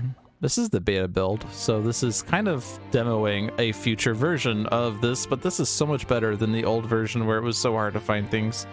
This is so much better. Let's listen to Final Wasteland. It was the one environment that got sacrificed, and it's one of my favorite tracks in the game anyway. But thanks for watching, everyone. Hope you enjoyed your stay. This was Dolphin Dive. We're here every Thursday at 7 p.m. Be sure to check us out next week at 7 p.m. We will be continuing with vintage one-shots from 5+ years ago. Well, 5 years and like 1 month ago, I think. So we will keep on that track. Also, check out the other streams out on this channel. Every Friday at 4 p.m. is Luck of the Seamus with Seamus the Hug Monster. Every Saturday at 1 p.m. is Spirit Island Saturdays with usually myself and usually Seamus. And every Tuesday at 7 p.m. is Handelabra Live with John. Although next Tuesday he is still on vacation, so Handelabra Live will not be returning that day. But I have mentioned to people that I am available to guest host that day. We'll see if I do it. I think I haven't been told otherwise, but I just realized that it's the first Handelabra Live of the year, and it's going to be guest hosted by someone that's not John or Jeremy, so going to be kind of funny. But we'll do that. See you all there Tuesday. Handelabra products include Sentinels the Multiverse, Bottom of the Ninth, One Deck Dungeon, Aeon's End, and Spirit Island, all available on Steam, iOS, and Android devices. One Deck Dungeon is also available on Switch, and Sentinels of Earth Prime is in active development. I hope to see more Earth Prime decks today, but that didn't happen. And it is worth noting, as Origami Swami noted in chat, as he has published a new mod on the workshop, that workshop content is available. I have unfortunately not done much with the workshop, although the big thing is, of course, the Cauldron decks, which a lot of people kind of take as an unofficial expansion of Sentinels of the Multiverse. But there are some individual decks made by people, and some people that have taken to the workshop to produce their own custom decks. Maybe I will get to that. I kind of feel like I need to catch up on the one-shots, but it's kind of impossible when I'm 5 years behind on those. But we'll see if I can fit in the workshop stream here or there. There are also some decks that I would like to test out. Well, maybe not decks per se, but there are some variant powers I would like to just kind of set up and see if it actually works as a power. Like, the main one, and I will spoil this to you, but I have mentioned this in the past, is a power to expatriate, where she can discard an ammo card to draw 2 cards. Which I think provides card draw to her deck, which she lacks otherwise, fixes situations where she starts with a handful of ammo cards that she can't play, and synergizes with her speed loading power, or not power, ongoing card, where she can take an ammo card into play at the start of her turn, and can move an ammo card from her trash to the top of her deck, and she could then discard that card to draw 2 cards to play more ammo cards and stuff. I feel like it would provide a lot of synergies that her deck kind of lacks. But of course, the theory crafting is, you know, mitigated by actual experience, because I have not actually played that power or used it or seen how it works in practice. Eventually, I will get around to setting that up as a promo and see how it works in practice, but that requires me to figure out how to program shit. And while I do have a computer science minor from 2012, I haven't really done programming since, and I've been too busy to kind of do it on my own time. But yeah, shoutouts to the workshop content that has been available and I've kind of neglected, but I want to do better in that regard. Maybe that's my New Year's resolution. You never know. Follow me at twitch.tv/LogicDolphin if you would like to see randomizers from the Final Fantasy XIII trilogy. I have been doing a lot of Final Fantasy XIII randomizer the first 5 days of this year on stream. I hope to finish up my current seed in the next coming days. We'll see if I can do that. I am also working at my fast food job the next 3 days, so I don't know how much time I will have to accomplish that goal, plus the Spirit Island Saturdays, of course. But twitch.tv/LogicDolphin if you want to follow me. I also have a Twitter account, a YouTube account, and I'm generally Logic Dolphin on most avenues, so if you see a Logic Dolphin, that is me. But that will wrap things up for this week. Again, thank you all for watching. Hope you enjoyed your stay. I'll see you guys around next week. Happy New Year, and yep, see ya.